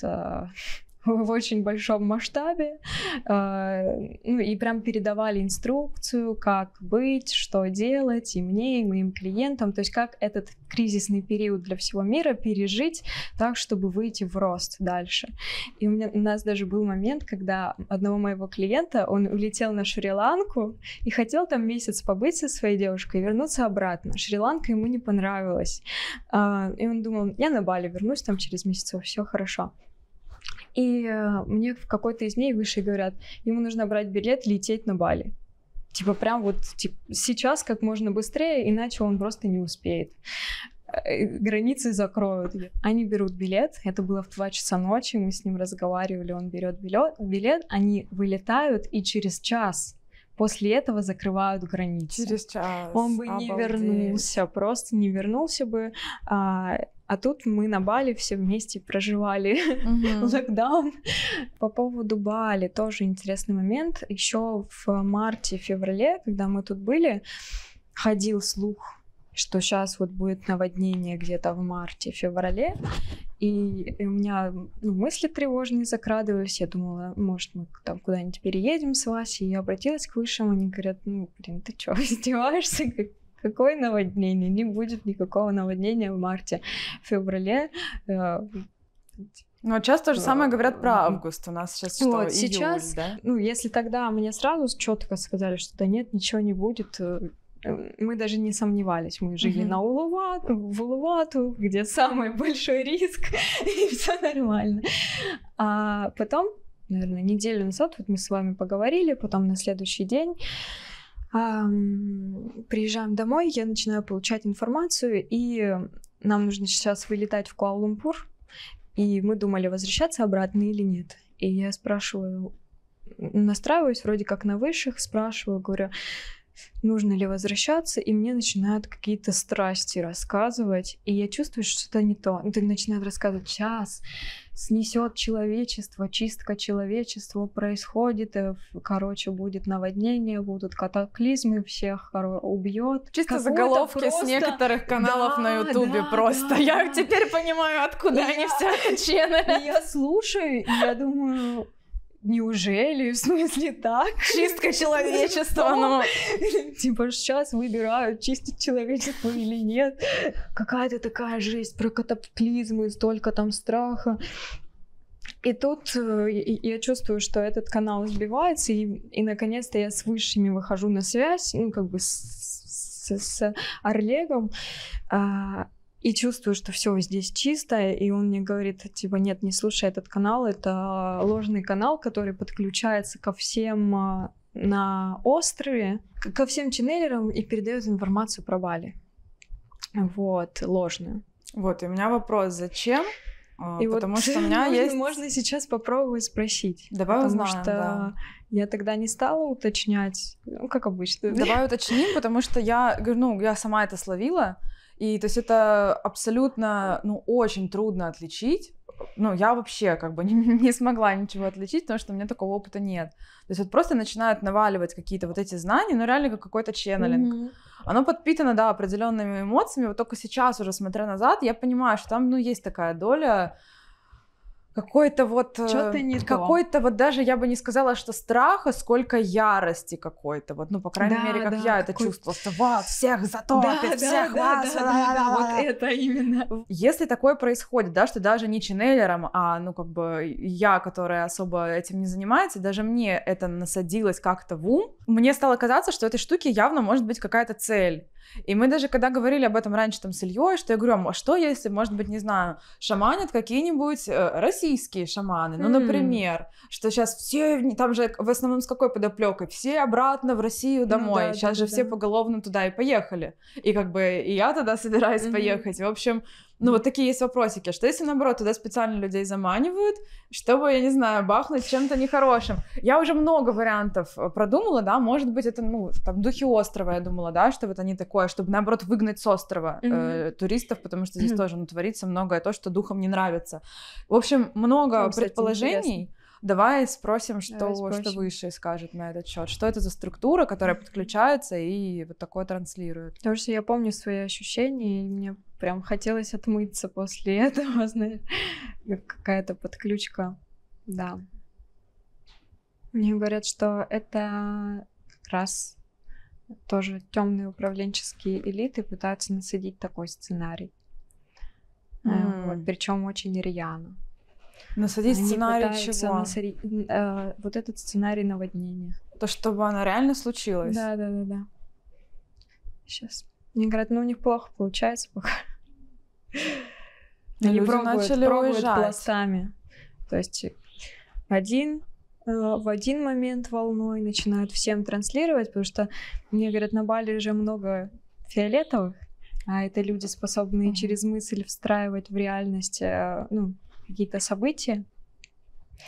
И условно, если все разом будут думать о том, что самолет упадет, то очень вероятно, что самолет упадет. То есть, мне говорят, пытаются встроить такое событие здесь, на Бали, но пока сложно дается, потому что у Бали сильная энергетика защитная. Мне говорят, что местные духи очень не хотят, чтобы это произошло. И местные жители думают? Ну, конечно.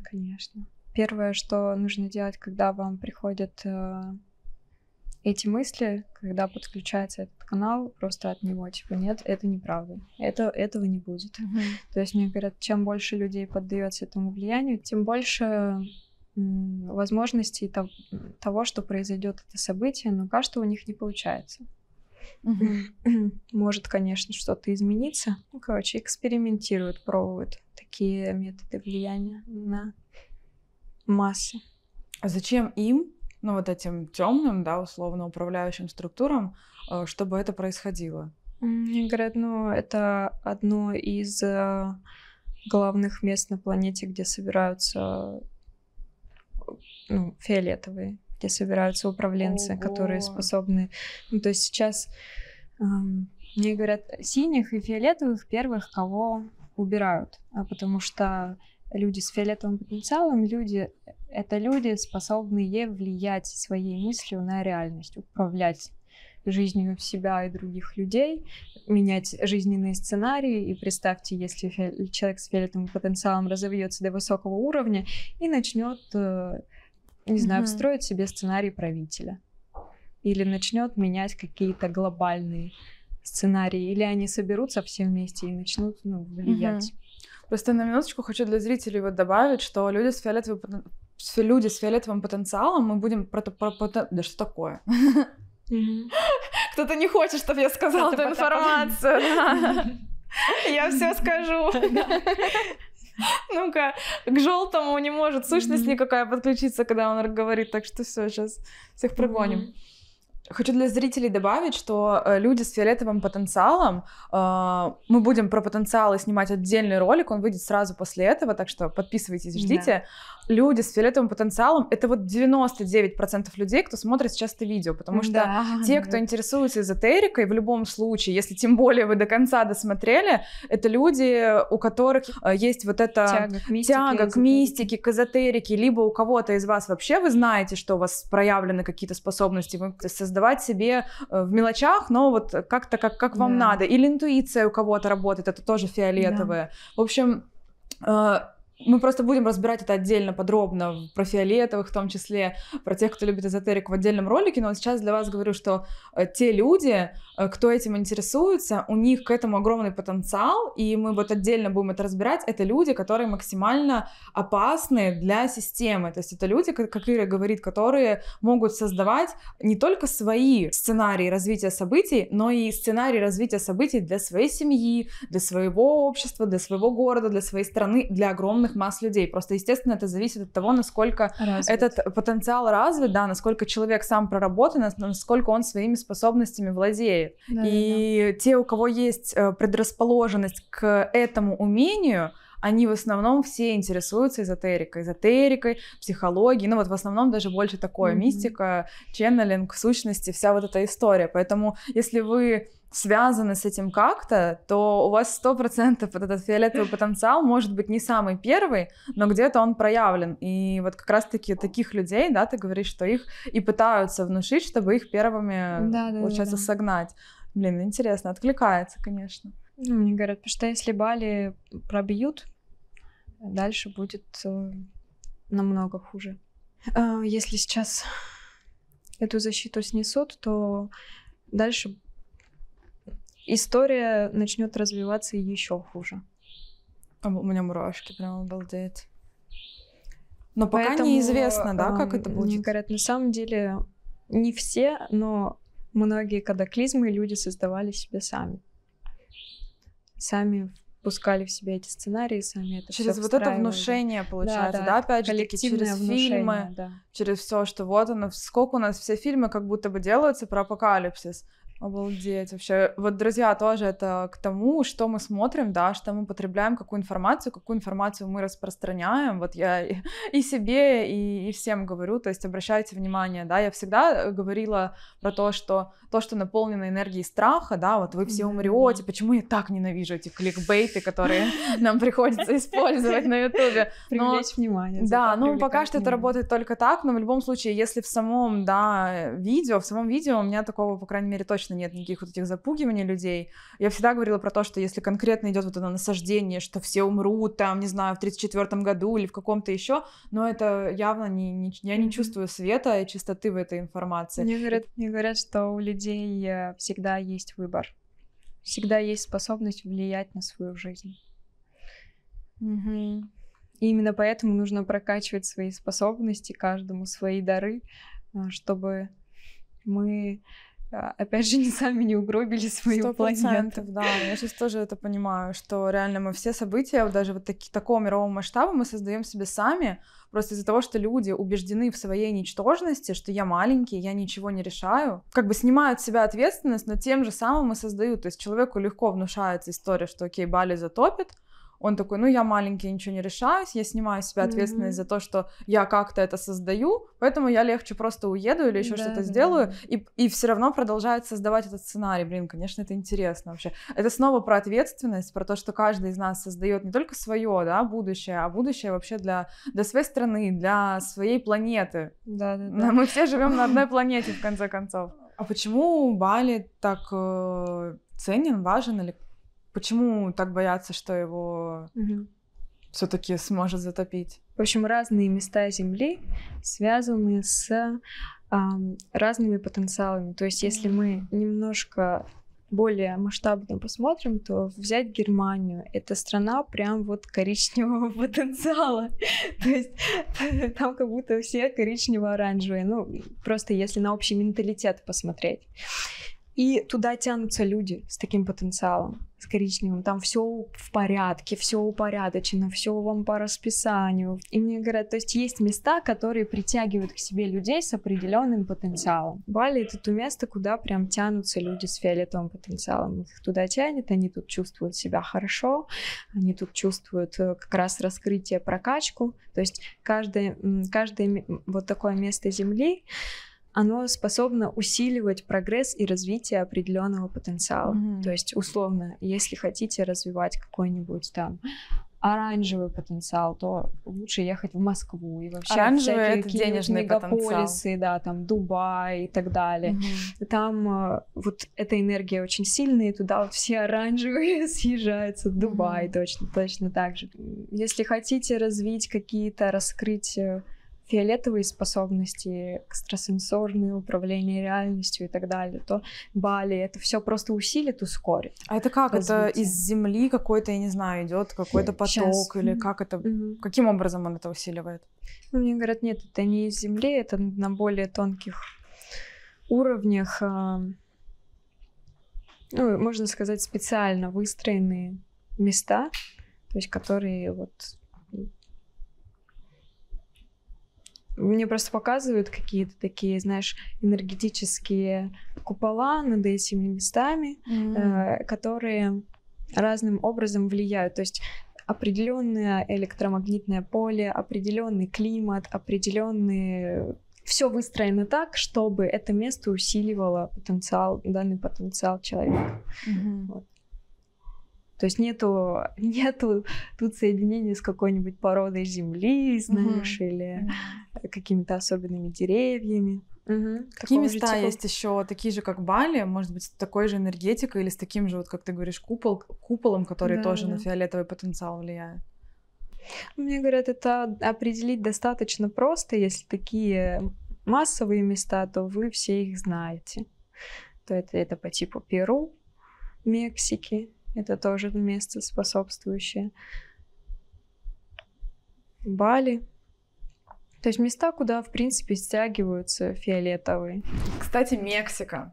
Ты сказала, что это одно из мест для людей с фиолетовым потенциалом, которое увеличивает эти способности, развивает эти способности. Я хочу рассказать нашим зрителям про идею, которая уже воплотилась. Она пришла нам совсем недавно. Как вы знаете, мы делали путешествие в Перу и в Мексику. В Перу у нас путешествие актуально, ссылки также вы можете найти в описании. А Мексику мы дорабатывали, мы чувствовали, что что-то там нужно доделать. И пришла идея поехать в путешествие с Ирой, и это приобрело вообще другие краски, потому что мы обратились к высшим. Ира такие решения не принимает самостоятельно. Мы обратились к высшим с вопросом узнать, благоприятно ли вообще это делать, нужно ли это Ире, нужно ли это нам, и получили утвердительный ответ да, получили одобрение, и идея в том, что это будет квест от высших, мы назовем это так. Мы едем также со съемками снимать Иру про то, что Ира почувствует в этих местах, в этих локациях, потому что Мексика — это страна, которая наполнена тоже и сущностями, и духами, и приятными, и неприятными, и различными энергетически сильными местами. Там много жертвоприношений раньше производилось. В общем, такая тоже таинственная, загадочная страна с очень удивительными, интересными локациями. И, конечно, изучать это все вместе с человеком, который все это видит, слышит, чувствует, и еще и может помочь что-то где-то проработать. Да, будем делать совместные практики, проработки. Да, это потрясающе. Мы будем делать совместные практики, проработки. В общем, всех вас приглашаем. Я уверена, что явно с нами пойдут люди, которые с фиолетовым потенциалом, то есть это явно те, кому нравится все это, кому нравится эзотерика, мистика, возможно, кто сам обладает способностями. В общем, приглашаем вас с удовольствием. Все ссылки будут в описании. С программой ознакомитесь уже там. Таиланд — это черный потенциал. Черный. Да. Черный это у нас. Черный это инвестиции, это такое семейность, близкая дружба, и там все как будто по своим каким-то компаниям, развитие тела, спортзалы и так далее. А в России у нас что? В России есть такое место, вот как Бали? Может быть, хоть Алтай? Мне говорят, есть маленькие места. То есть, условно, в любой такой... Россия — это все таки же большая страна, и там есть несколько. То есть в России, в принципе, общая энергетика — это красного потенциала, красного мужского. Есть места фиолетовые. Где? Алтай. Алтай, да, что еще? А в Сочи, вот там Сочи смесь разных.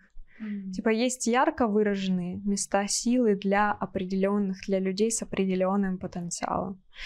Вот. А есть места, где очень много разных энергий переплетается, нет какого-то особого назначения. Или, может быть, синий. Вы где места для синих? Синий — это кто? Вот слышит? Духов? Мне говорят, сильное место для синих — это Новая Зеландия. Ого. Неожиданно. Интересно. Мне говорят, синих немного, поэтому они Все редко куда-то съезжаются. Давай вернемся к каким-то мировым событиям. Я понимаю, что, возможно, ты не все сможешь озвучить, но вот что высшие смогут нам передать, да, какую информацию о том, что нас реально ждет, не вот эти вот страшилки, да, которые нас другие ченнелеры запугали, слышности и там всякие каналы недостоверные, а что высшие нам передают по поводу ближайшего будущего, какие сценарии есть, какие исходы, на что нам нужно обратить внимание, и, возможно, вот как ты сказала, какую-то инструкцию, что делать, возможно, где безопаснее там жить, или что предпринять, если человек, вот он живет в какой-то конкретной стране, он вообще никуда не собирается уезжать, и что сделать. В общем, пожалуйста, подскажи. Сейчас наступил период, когда влияние светлых сил, можно так назвать, оно усиливается, и темные это поняли. И начинается такое противостояние очень сильное. И поэтому очень много манипуляций, там, катаклизмов, непонятно, что происходит. То есть сейчас, говорят, человечество перешло на второй уровень развития. Но суть в том, что это период хаоса и неопределенности, когда старая система сносится, а новая еще не создана. Вот. И мне говорят, и это период, когда вы максимально сильно можете повлиять на свою жизнь и свой мир. Вот, потому что идет глобальная перестройка всего, можно так сказать. И в этот период вы можете заложить себе и своим поколениям, многим поколениям вперед, очень хорошие сценарии, хорошие программы, да, хорошие возможности для развития и жизни. Потому что через какое-то время, когда все устаканится, да, 10-20 лет там уже будет сложнее что-то менять. То есть сейчас есть возможности для быстрого финансового роста, открылись пути перехода по кастам, по уровням и так далее. И сейчас мир на самом деле очень пластичный, и вы можете супер легко свою жизнь изменить. То есть мне говорят, раньше, если мы посмотрим лет 50, наверное, больше назад, сложно было переходить из одной реальности в другую, вот так. То сейчас это очень легко, но многие люди по старой памяти живут в сценариях, где все сложно поменять свою жизнь. И поэтому сейчас самое время прорабатывать себя, самое время понимать себя, учиться управлять своей реальностью. Потому что сейчас давка, она будет продолжаться, будут пытаться людей под негативные сценарии развития событий продавить, под вот эти всякие апокалиптические, под сценарии апокалипсиса будут пытаться людей продавить. Но именно поэтому нам и передаются эти все знания, и не только мне, но и другим сильным практикам, чтобы была возможность у людей взять ответственность по свою жизнь, выйти из влияния матрицы, можно так сказать, да, выйти из этого влияния и повернуть историю в хорошем направлении. То есть сейчас есть такая возможность, раньше ее не было. Через энное количество лет ее не будет. То есть там уже человечество выберет путь либо вниз, либо вверх. Поэтому первое — это не верьте плохим предсказаниям. Просто не пускайте это в свою жизнь. И учитесь работать над собой, развивать свою интуицию и разбирайтесь в понимании себя и управлении своей реальностью. Сейчас, в общем, вы можете повернуть. Говорят, поэтому, например, вы делаете очень важную миссию своим каналом тоже, распространяя это все в мир, потому что сейчас впервые за долгую историю у людей есть шанс прям сильно все повернуть в рост. Скажи, когда в итоге все вот это кончится, все, что сейчас происходит неприятное в мире, назовем это так, когда этому ждать конца и края, помимо того, что самим создавать благоприятные ветки этой реальности? Мне говорят, 10-20 лет, если люди вырулят. То есть, если пройдут этот этап в плюс. Офигеть, позитивный. Сейчас. Какая вероятность у нас вырулить? Мне говорят, то есть, как происходит? Есть много вероятностей развития событий. Эти вероятности, они постоянно меняются. То есть даже в жизни человека, от каждого его следующего шага может меняться его, условно, судьба, ветка развития событий. То есть человеку, например, шла жизнь одним образом, он проработал у себя все, у него уже другим образом пойдет судьба. А сейчас период такой, когда вот этот переход и обостряются максимально. То есть люди же жить хотят, дух чувствует, род чувствует, что нужно выживать, обостряются у всех способности, у всех максимально выталкивает в развитие и так далее. Сейчас это как бы единственный способ выжить, развивать себя, свои силы, потому что в период хаоса, опять же, очень легко повернуть свою жизнь как вверх, так и вниз. Период перестроек. И поэтому мне говорят, что сейчас самое неблагоприятное время для каких-то предсказаний, потому что через год все может измениться. Но высшие сейчас все свои силы прикладывают к тому, что человечество выросло и перешло на следующую ступень развития в хорошем ключе. И очень большая вероятность, что это произойдет. И что все закончится, да, что сейчас происходит. Да. Борьба идет за душу человека, можно так сказать. Любые духи, сущности, высшие силы, они могут повлиять на этот мир только через человека. Все, только через тело. Человек, на самом деле, это очень сильное существо, которое способно на многое. Если перестанет себя обесценивать и начнет реально развиваться, а не как бы витать в фантазиях о своей превосходности. Мне говорят, поэтому мы за вас. Мы за вас. Поэтому, да, друзья, как я всегда говорю, каждый может приложить к этому руку, может и должен, да, помимо того, что ждать, что это высшие силы помогут, или что-то еще чудесное произойдет чудесным образом. Вот все инструменты даны, пожалуйста, тренинги Иры. Если вам нравятся другие практики, пожалуйста, но прикладывайте руку к тому, какую реальность вы хотите видеть. Создавайте ее сами, особенно фиолетовые, которые смотрят наши каналы 100%. Да, мне говорят, сейчас людям даются все возможности и ресурсы для того, чтобы они этот этап прошли в рост.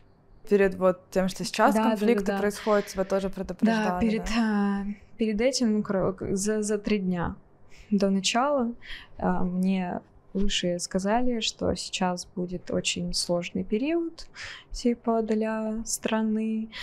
Передавали тонкости, что нам нужно делать, потому что нам сказали, что Инстаграм закроется, что нас охваты просядут. Вот кто первый узнал все тайны. Что, в общем, сложный период будет и для нашего бизнеса. Рассказывали, как это пройти. И нам прям расписывали, я просто не могу все оглашать, нам расписывали, как это будет происходить. У людей есть возможность в течение 1-2 года это завершить. Но здесь зависит все от, на самом деле, практически от каждого человека, потому что то, что происходит сейчас, это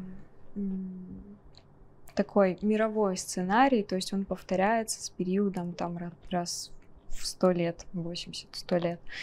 И у людей есть на подсознательном уровне в родовых сценариях вот этот сценарий, военных действий. И поэтому, если каждый будет себя прорабатывать, то это позволит в общем плане повернуть сценарий в другую сторону, изменить ситуацию, улучшить ее и привести к разрешению. К завершению этого всего.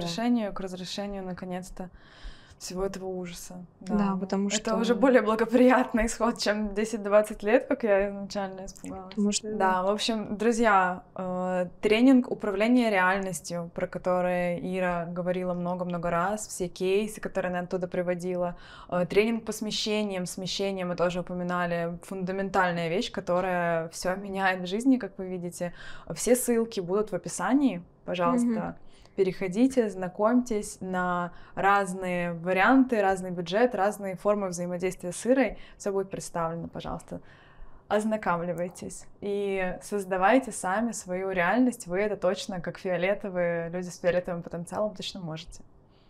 Я уверена. Благодарим вас за просмотр, за наверняка такого длинного видео. Все, спасибо тебе большое за такую позитивную информацию. Наконец-таки, я надеюсь, что вот на моем канале дальше будет присутствовать только такая, какое намерение, в принципе, я как фиолетовый человек и ставила. На светлых мастеров, на тех, кто несет людям то, что помогает им на пути их развития. Вот я это и получаю. Благодарю тебя за то, что ты делаешь этот вклад.